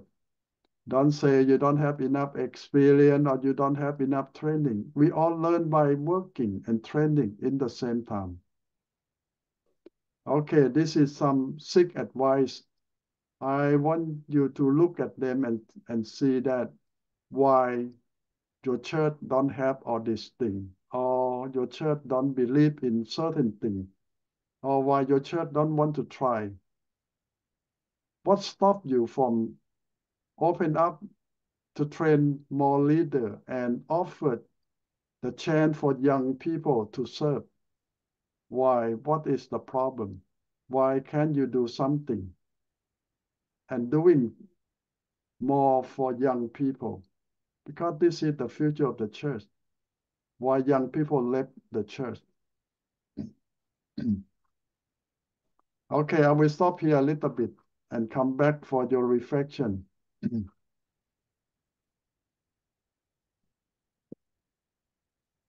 So how do you think about it? We come to the point that we need to invest in our church with young people. Have What to young people? Yes, Chris. have to invest from the young people, because young people is the future of the church. But most of it, I've heard that young people left the church and don't come back. A lot of time that the young people feel that they have to leave the church because the old people don't let them do the work, because old people still wanna have a control. Is that true? I have one. That's before, this is my experience, okay? So they were young, they come to church, they can do everything they want, I don't know what's going on. They finish high school, everybody leave the church. The same Ajahn said early, that we try to grab them back, but we don't have the young people now. We have only old people in the church. No young people, they grab them. When they're young, I teach, at least them, they say, before my children, they went to, Ajahn church in Centerfield. They learn everything. Only one daughter still keep come to church. But she don't come, my congregation, they come, I tell them go to English speaking. I don't know the why, that's why me and Pastor Kong say, we still have why, but, depend God. I say, oh God, leave them on the God hand. That's what we hope. We can find the young people come, only old people, the old language we speak together only. So that's very hard for. Yeah, Gao. I think about the connection. Why young people they separate. Like when we miss church like a one time, and then you wanna miss next time, and maybe like 2, 3, they miss a month and they wanna miss a year, and with in the church, so we need people to pay attention, and if we don't see that somebody not coming to church, and then we have to look out for it, see what they're doing. So we need to go to visit them or something like that, try to bring them back before they get too far, so we cannot catch them. This point, I talking about my family, okay? So all my children, even every we have the birthday, celebrate birthday, Thanksgiving, Christmas, all the time they come to my house. So I teach them almost every week. I went to their house, tell them we take the children go to church. They say, we know that's not my time. The very first, and we know where we know God. This is the answer. So sometimes, I don't know. So, with the samples, we do everything. We never miss church. We go, me and my wife, even they don't go. I could knock the door. They sleep. Wake up, the guy go church because they don't give you answer. They're not young. They're 20 something already. They are those already. We can put that, like we not respect, and we don't do that, right? We Asian people, so okay, you go, you don't go. That's it. We accept you and God. You go enough, already. I teach you when you're young until you're old, and you are enough and you leave church. That's your point. So if my daughter too, so I call, come on, call sir. We know that. We know that. That's it, the answer. So I say, okay, hey, you don't go with me, go to English church. That your children learn about God, know about God. No, but they don't come to me.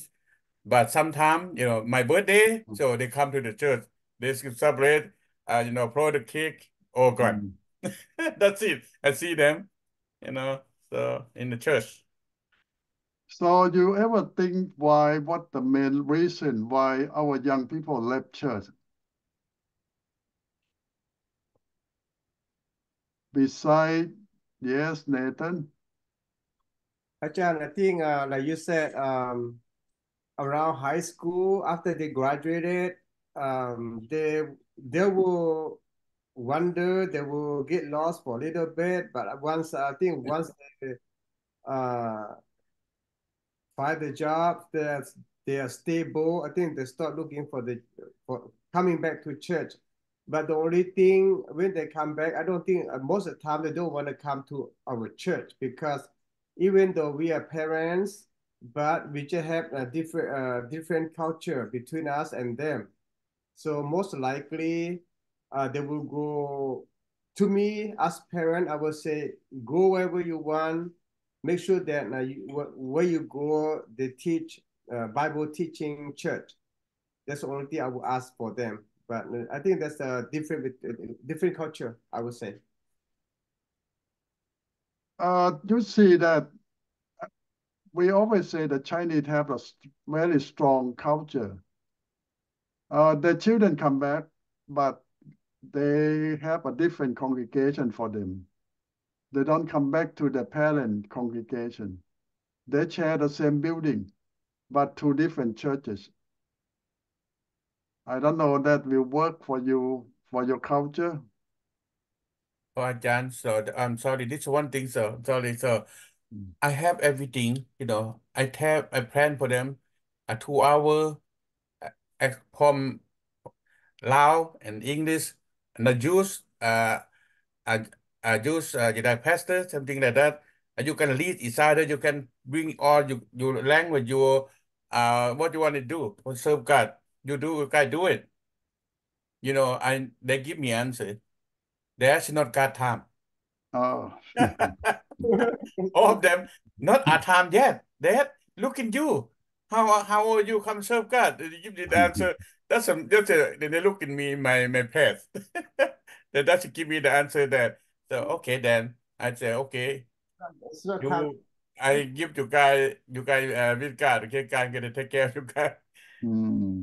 So this is a very hard time, Pat and Ajahn. So I tried so many years. Since they have the leaders, James, remember, Pinit, husband. So they try to be them leaders, so they have problem a little bit after that. Like the balloon pop, that's it. After that, young kid all gone from the church. They don't come back. I tell them, you don't come to my church. You go another church. The same. Nathan said earlier, go some church where they worship God. For me, went to the Liberty. I think that twice a year. Okay, Kamsai. Yeah, my situation very similar to Ajahn Poon just talk about. I think that today's society steer them away from the church. And also, I know that my children, when they in high school, they go to church every week and they participate in a lot of things. But once they go to college, after they stay in the campus for many years, and they change, and they came home, they're different. So I think that maybe the school that they go to too liberal or something, and steer them away from believing. So I'm not sure what happened, but maybe our culture, the society today, they value liberal thinking more than conservative thinking.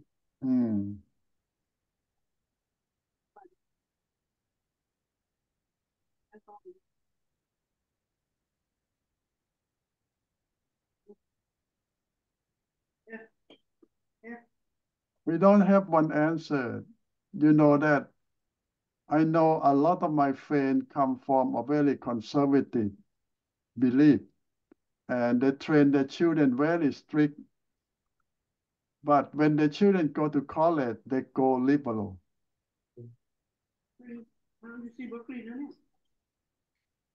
And for a lot of them, never come back. So I don't know, but some of the parents more in the way they call balance, mean that not too conservative and not liberal. And they hook their children with Christian group in college. And those kids, after college, they're still very active at church. So I think the key is when they go to college, they need to join Christian group in college, and that keep their faith.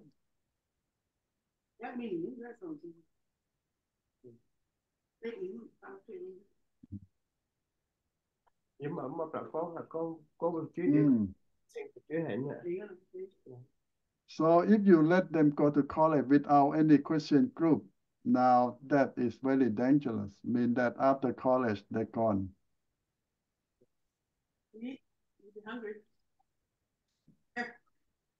So how you make sure that your kids will join some Christian group in college?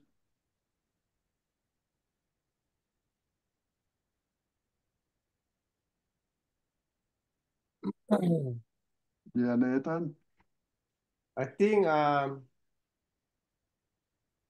every kids are different. We know that a lot of universities, college, they have Christian organization, Christian groups that get together all the time.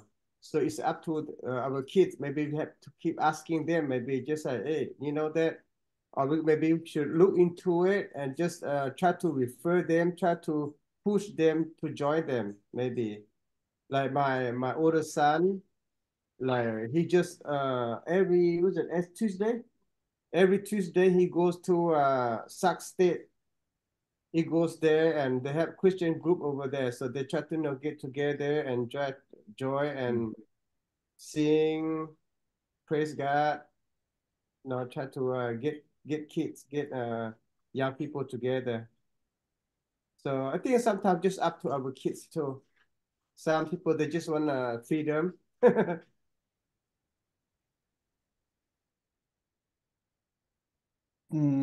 Ajahn, Yeah. I see, but first of all, I believe it's the government's. We take the USA here to be example, because to freedom. That's why today's kids follow the world. That's all. If look back to the back in about 50 years, if the government is still strict, and then I can see that that's a super different, about 50 year up to 50 year in the future here. That's I believe it's a world, it's a society, it's going to same pattern. I believe that is the point is. No matter what, we send our kid to the college, to the Christian group, but they still, I don't know, somehow, some people, they join, some people, they said, that is not interesting.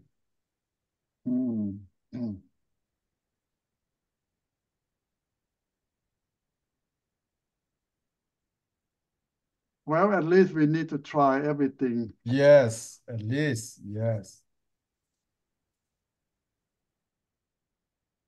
Yeah, Nathan? Ajahn, I've been wondering. I've been seeing Chinese people, Japanese people. They've been here for so many generations, and they still have their own church. The kids still go to the church, even though they might have different services. They may speak English instead of Chinese or Japanese.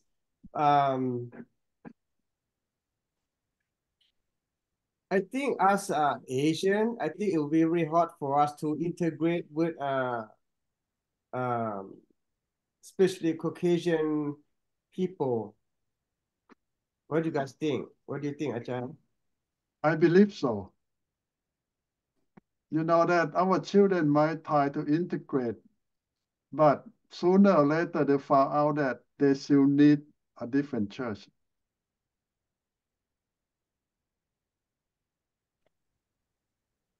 I'm guessing the way I see, if you're Europeans, if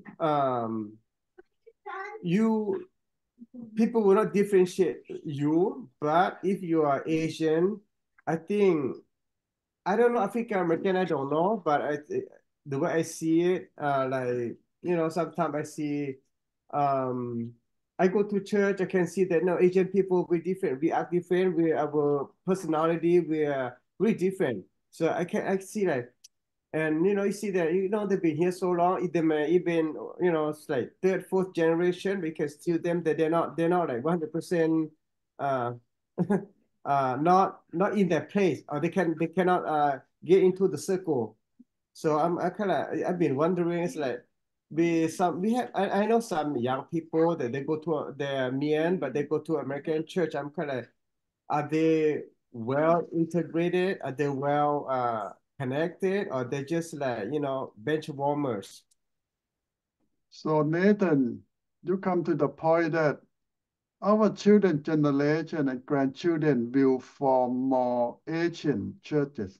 When I say Asian churches, it might mix with many group of Asian, but still Asian churches. You will see that more in the future, especially in California. They might have one main group like Chinese, but the rest will mix with all kind of Asian, or some Korean majority, but the rest will mix up with many things. Can I say something? Yes, Hannah. So I asked my niece and nephew, you know, when you guys go to the youth group with the English, how do you feel? They were like, they feel different. They were comparing our, like the Mian and English, to say that every time when they go to English, they feel different. They don't feel like the same as how, you know, when we have the Mian youth group. Yeah. Yeah, I think they get the point. A lot of young people will feel that one day they still need a church that they feel more comfortable. And I believe we're going to live to see that happen. Yeah, Nathan. To continue the discussion, I noticed that for example, yeah, the other night that I see Haley, Hannah's niece and Hugh, you know, my younger son too. You know, this about 4 or 5 of Asian kids that went there with for the youth group, and I saw that Haley was staying in her corner, and the other kids were kind of, having fun, dancing, all those stuff, but Haley was like stay in the corner. But beside that, but in different days, I can see her having fun, talking to her Asian peers. Oh, so she doesn't talk to other race like in there. She just talked to Asian peer. Yeah. Yeah, Nathan, they told me that they tell me that it feels different. Like some people they introvert and extrovert, sometimes they told me that, So when you guys go there, like they told me that they don't like it when someone forced them to pray or force them to read, because they say that they should give them time or give them a choice to do that. Yeah. Yeah. You see, the language will go very quick in one generation, but culture will go on hundreds of years, pass on many generations.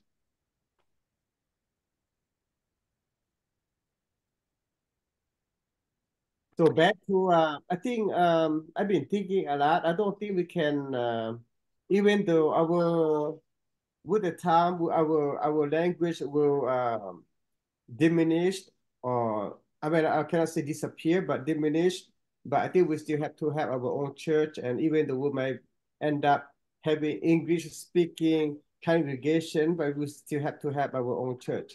Yeah, I agree with that. I asked one of the leader, if our youth keep going to the English side and it's not growing, maybe we need to start our Mian youth by speak English. And the way he replied, he was like, "Well, we all go to heaven. We don't speak Mian." So, so I don't know. Well, what they said is true, isn't it? So we don't speak English too in heaven. Yeah. They're like, we all go to heaven. We don't speak Mian. Why? Why do we need to have our own youth group that speak Mian or do English? We could just join the English side. I don't know. Or should we put this way? Well, I think that they're right in some perspective. Yeah, some perspective. As long as I think the important part is it's not about Mien, it's not about Lao, it's not about Thai, it's about their heart with the Lord, I think.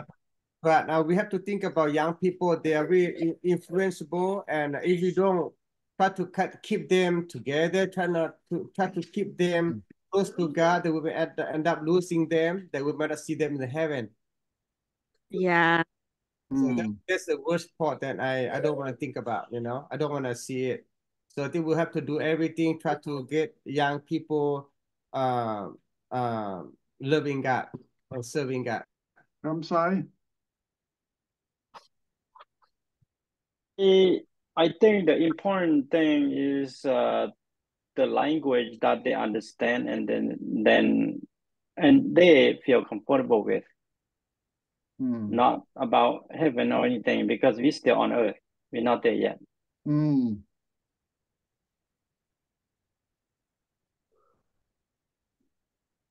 Yes, Ajahn. So I have one question. So, all we study, we learn, we trust. If you trust in God, you accept God already, even, you still get saved, right? So every time Nathan say that when they die, you don't go to heaven. No, so only their body, they can, have the sacrifice, have a suffering mode in this earth, right? Only if they don't believe in God, don't follow in God, right? They do what they do, right? Well, and I believe that, bless God we pray for them. My young ones, 30 years old this year already. We can, try to grab them, come to the group, youth group. That's very hard. I know that I leave them and because they're baptized already, accept Christ and they baptize everything, but they go up and they walk away from the church. So I know they spirit be saved. I know all the time they, when they go somewhere else, they turn the music. They still listen to the music, Christian music all the time. They watch some show, the Christian show. Sometimes I know, but something I don't know. Something block them. Don't want to come to be the group. So example, my church here, we have small group. I try to grab them come together. I try to grab to the English church. I think that 5 years ago we hired one young youth pastor, Hmong young man. So he come, but look like they not connect. So they come join inside a couple months. After that, so the pastor leave. Or the team they have another the leader. The leader fight with the pastor, or the leader leave, or after that, the kid they leave. Now, so somehow only their heart, if they still believe God in my heart, right? I pray for all the young people, not only my church, everywhere, let them come to serve God, take from us now. If we don't know when God take me home. So that's I pray for them. I know God can use them somehow, the same, Beckham, a son, right, Ajahn? How many years God called him, right? Almost end of the time. So that's I hope, my hope. I feel that one day God can use them. One day, I know God one day the same God do to my life. I pray for them. All of them are children too. Sometimes we said why they are culture. I think not culture, not block. Even we are the Lao teen, right? Lao teen. All the kids they don't not mad for with the culture. So ประเพณีใช่ไหมอาจารย์ not much. So mostly all the kids they go to the English, but I know so not that point.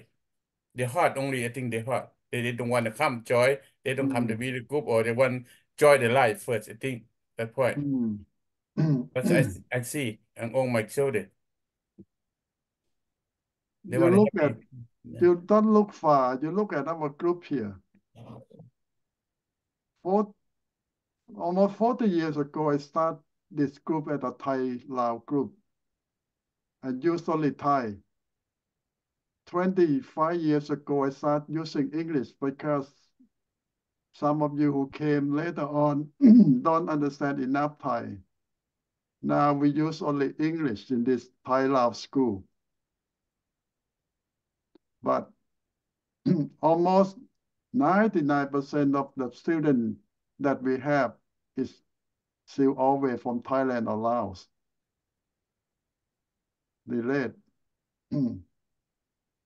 Even we use English for the past 25, 30 years now. So now, John, you need to change the name to Thai-Lao English.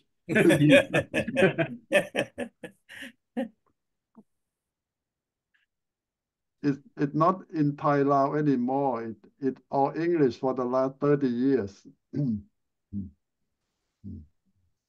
But 99% of students still relate to Thailand or Laos.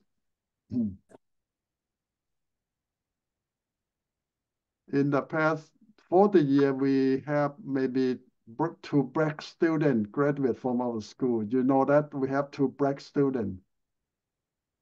And we have 3 or 4 white students graduate from our school. And 1 Spanish. Yeah. The Spanish is Brazilian, John. Brazilian. Yeah. Oh, not Spanish, Brazilian. They are Portuguese. Joey. Joey. Julie. The Brazilian guy, what's his name?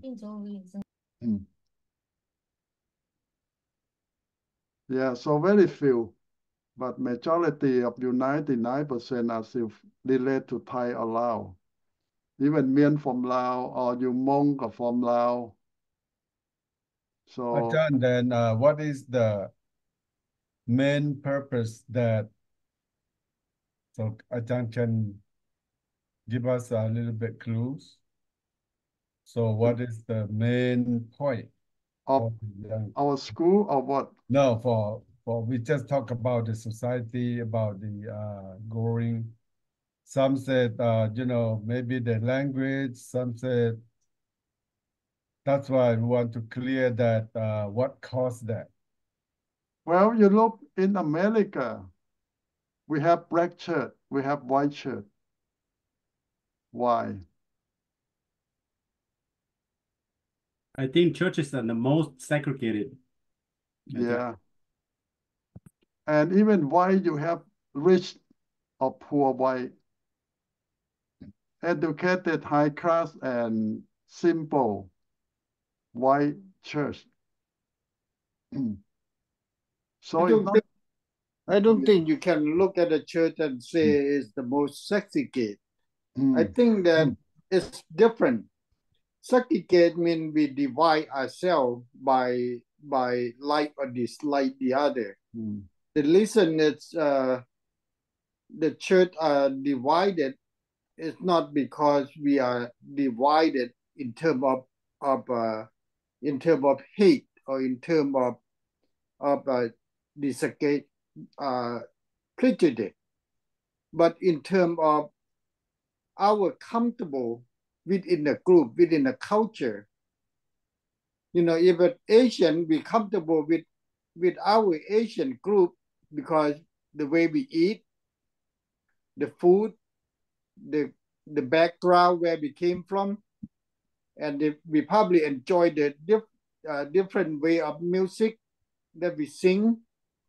And in black church, they love their culture style. They preach in different way. You go to the black church, they preach in different way, which is we not might enjoy the way they preach, but that's how they're very energetic. And the white church they have their own culture, but they didn't say that, oh, you're black, this is a black church, you're Asian, don't come in here. That's not what they're saying. They welcome us to go in. It's just that we don't fit ourselves into the circumstances. That's why I said culture and language is all that segregated, separated us. That we cannot, you know, get into other cultures and, you know, be comfortable and all the stuff. But, you know, I think the most, like you see that's a culture segregated, you call it, right, John? Well, for church, it's by choice. Segregate is a negative word. You don't want to use that in a church. We separate ourselves out by choice, not because people make us. Right. We just choose to go to what we feel comfortable. That might be a good way to say it. Right. Segregate, it have a bad background. So it become a kind of, people look at that it being negative instead of positive.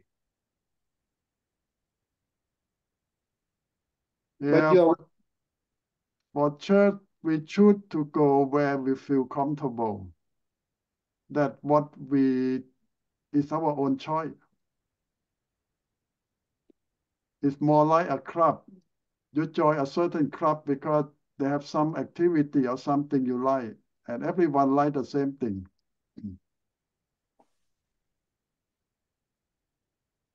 On a Google, I found segregated is the definition is set apart from each other, isolated or divided, segregated fields of practice, each with their own aims, separated or divided along racial, sexual, or religious lines. Is that all fit in the category, John? It all fit in that category, yeah, right? The difference I see it is the church is by our own choice, but in many parts of society, it's not our choice.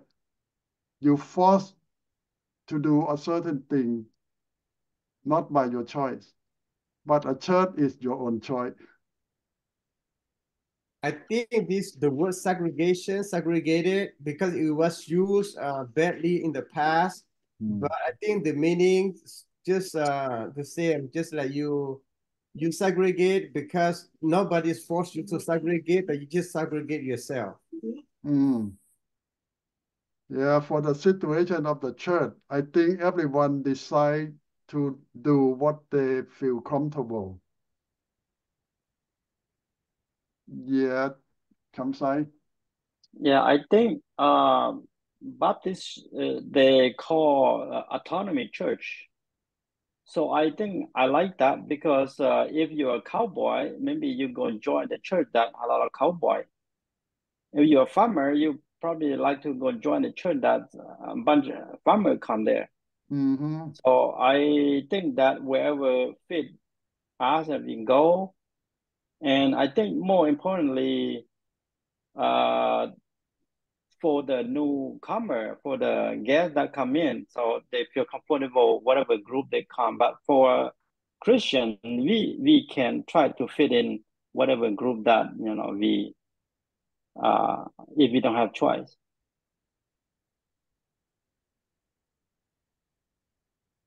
I see a lot of people go, they call church shopping. They keep going to different churches every week, sometimes for several years. They never find a church that they like. And a lot of people become permanent guests. You know what that means, permanent guests? Should we be a church hopper until we find one? Yes, but for how long? I don't know. I go only one church. I don't like shopping. You know, I met some people who stay in one church, but they call themselves guests, permanent guests, never want to join a church, but go to the same one church for years and years, but permanent guests. But never want to become member. Never.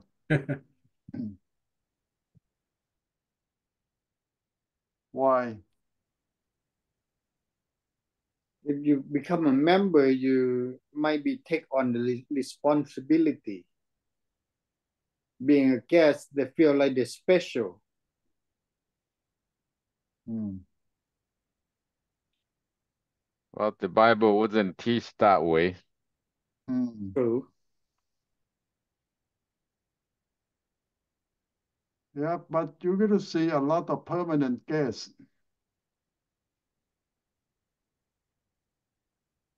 We come with one body.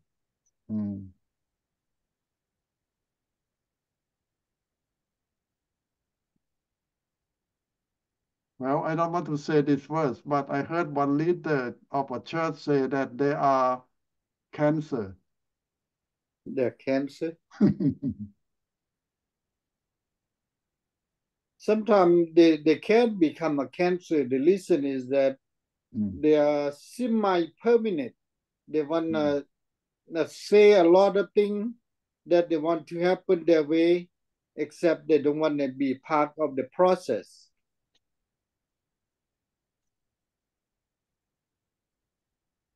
Yeah, they want to get all the benefit, but never make commitment. Right. When they become members, so they might be they are afraid they have to do something. Maybe they don't want to be member, so we can't call them to do anything. They don't want to be responsible. But you know what a guest demand?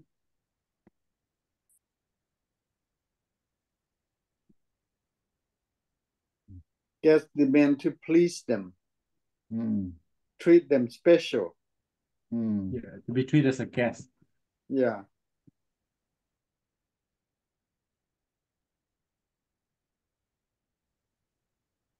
I don't think they please God with that. It's almost like They want to be praised. They want to be praised. They want to be honorable, which is, I don't think God pleased with that kind of personality. And we say that those kind of people, their faith are very shallow. We call them baby.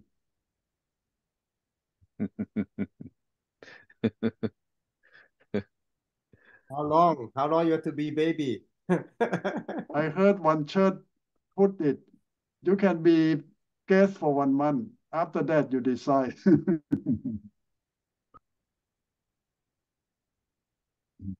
It become church problem, Ajahn? Well, I think that most churches don't mind because at least you show up. They want the number.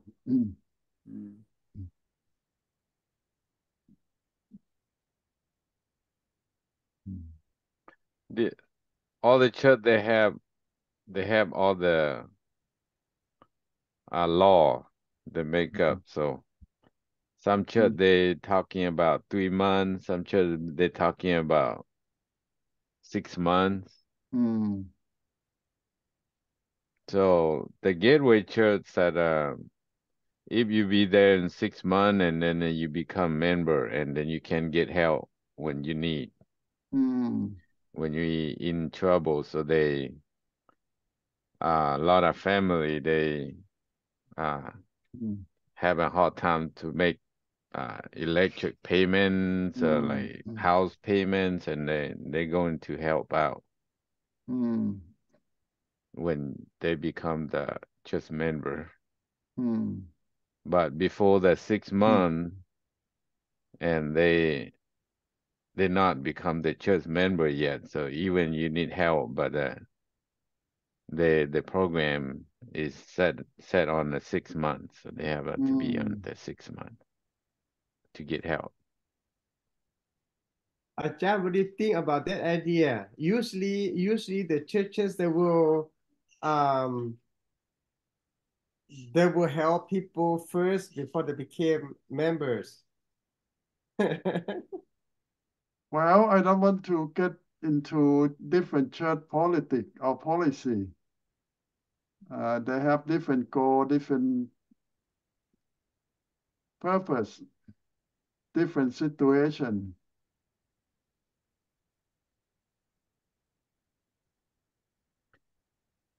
And I understand. So a lot of church they not even have that kind of policy to help out the poor. Yeah, according to the Bible, you help everyone who in need as much as you can, member or not member.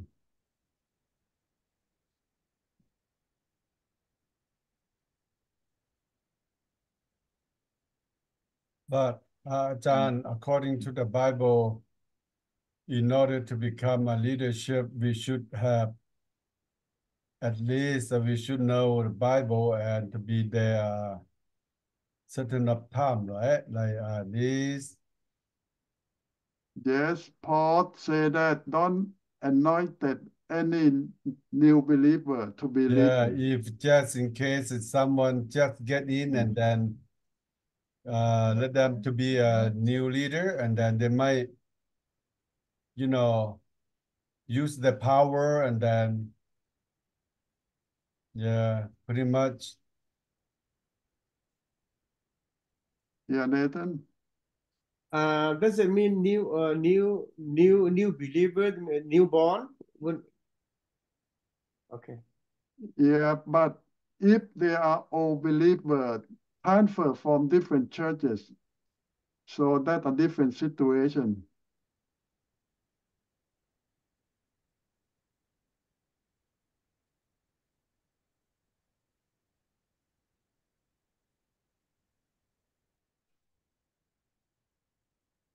I think earlier we learned about the life of Joseph, and that's a very good example. As a Christian, wherever we go, we should be participate and active, do something, whatever you can to help out.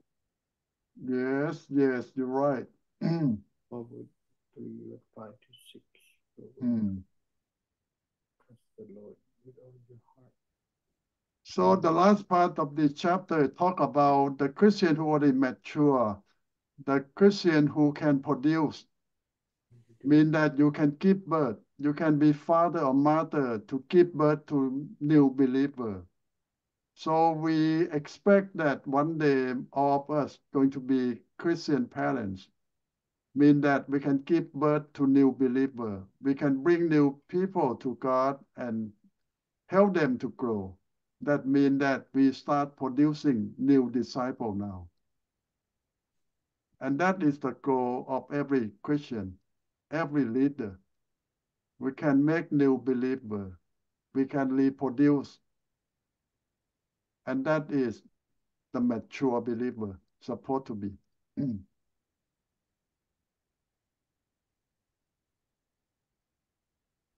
So every church needs this kind of mature believer. If we don't have a lot, we have big problem.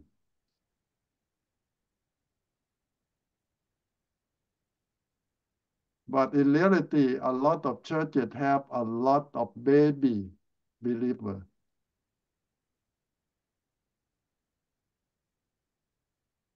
John tried to put that baby to become a leader is dangerous too.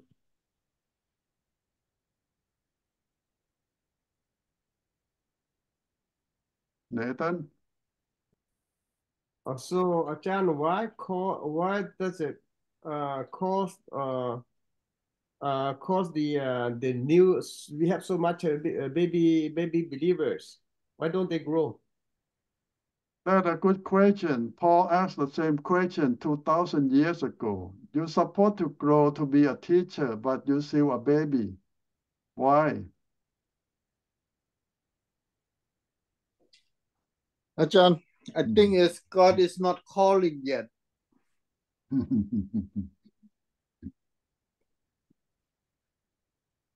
I'm thinking about that. You know, I cannot blame somebody else. Just for example, use me as my example. I've been with Ajahn Fang for 40 years. For last 40 years, I didn't do much. Well, you ran away from me 20 years ago. Yeah, but not because I don't like the church. It's from different purpose.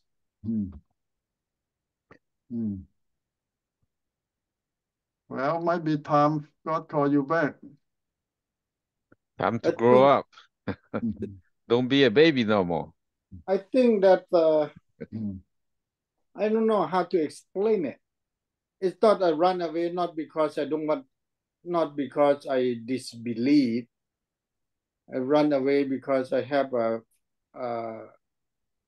financial growth that need to work on. I don't know. What do I know, right? I don't know. Even right now, I still don't know what path that God will lead me. Besides trust in Him. I feel like you're running in a circle. Yeah. I know that myself too, Ajahn. I know that myself. Nathan? The church I'm going to right now, the American church, and the process preaching between committed and surrender.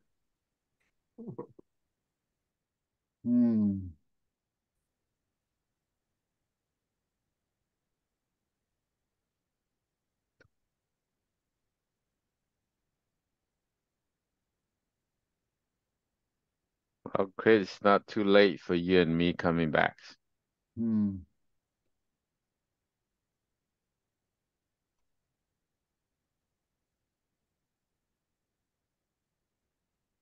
Yeah, Chris need more time to sort out on everything.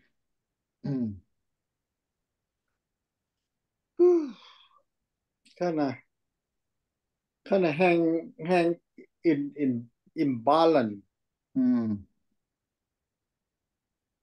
know the direction. You don't use the GPS?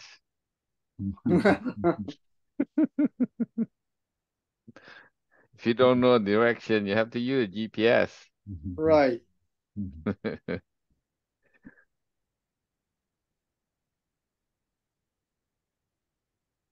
When I go to New York, I have to use GPS because I don't know the direction. You know, they have a lot of low bridge, so maybe I can hit the bridge. You know.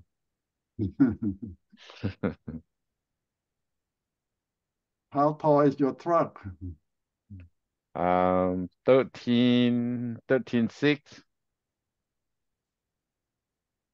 Oh man. Oh. 13.6 that's tall and 75 feet long. Mm.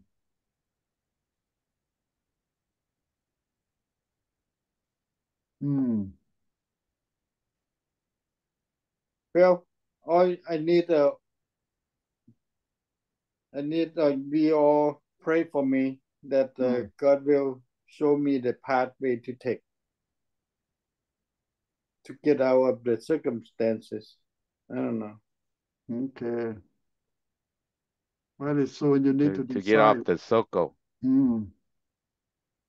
Yep, I'm in a wilderness right now. Mm. Chris, when you ready, call Carl. He will take his truck to go and you from to California. Yeah.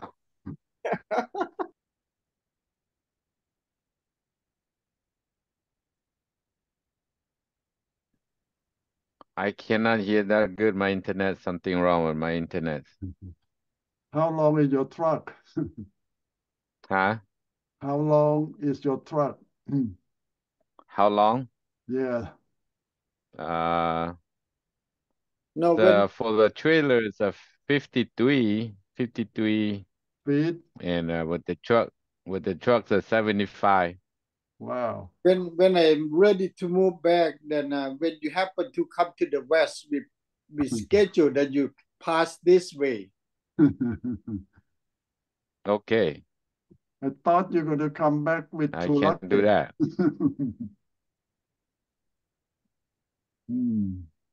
I don't know.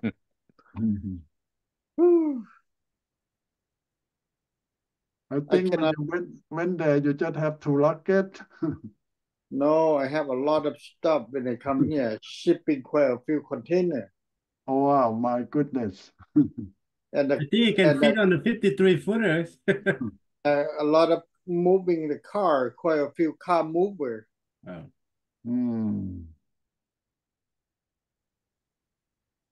But Okay. I think I want to get rid of everything. So that way I don't have a lot of attachment. That's a good decision. Okay, I will pray with you and let you go. And there's no school next Friday. But we come back in 2 weeks for the last time. Okay, skip next week, and then in 2 weeks, we come back for the last time for this semester. Okay, next Saturday, you can make it. We're going to meet in Sacramento for the alumni and the graduation. Okay, any prayer requests before we done? Same request, Ajahn. Okay, for Chris. Yeah, Ajahn, pray for now. So I talked with my, I think last 2 weeks, my brother, he accept Christ. So I called I find one church, he want to baptize. So I gotta tell my sister send him go to baptize. I think on May 12. In Laos? In Laos, yes sir. Oh, okay. Congratulations. Yeah, and pray for their hometown. They try to build the church. Okay. That praise me and Ajahn Konsai we mission right now. So please pray for them and pray for our team over here too. Okay. Thank you, sir. Nathan? Just clarify, Ajahn. So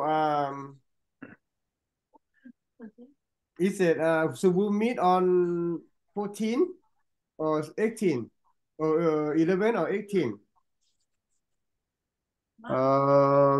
11, 11?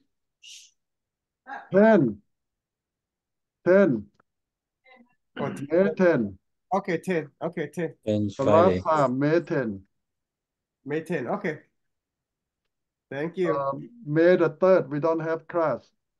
10. Okay. May 10, the last time. Okay, let's pray. Loving God, we thank you for tonight. We all can come to study your words, and I lift up our student before you, especially for Chris, for his decision, for his future, and for your guidance. Give him the clear direction for his decision to make, and for Boon brother to accept you, to get baptized in Laos. Bless him and help him to grow in the faith, and also pray for the rest of us, whatever we need, especially for the alumni meeting that coming next Saturday, and for the end of the semester. I lift all up before you. Help each one of us when we're serving you in different churches. Be with us until we come back again. In Jesus' name I pray. Amen. Amen. Okay.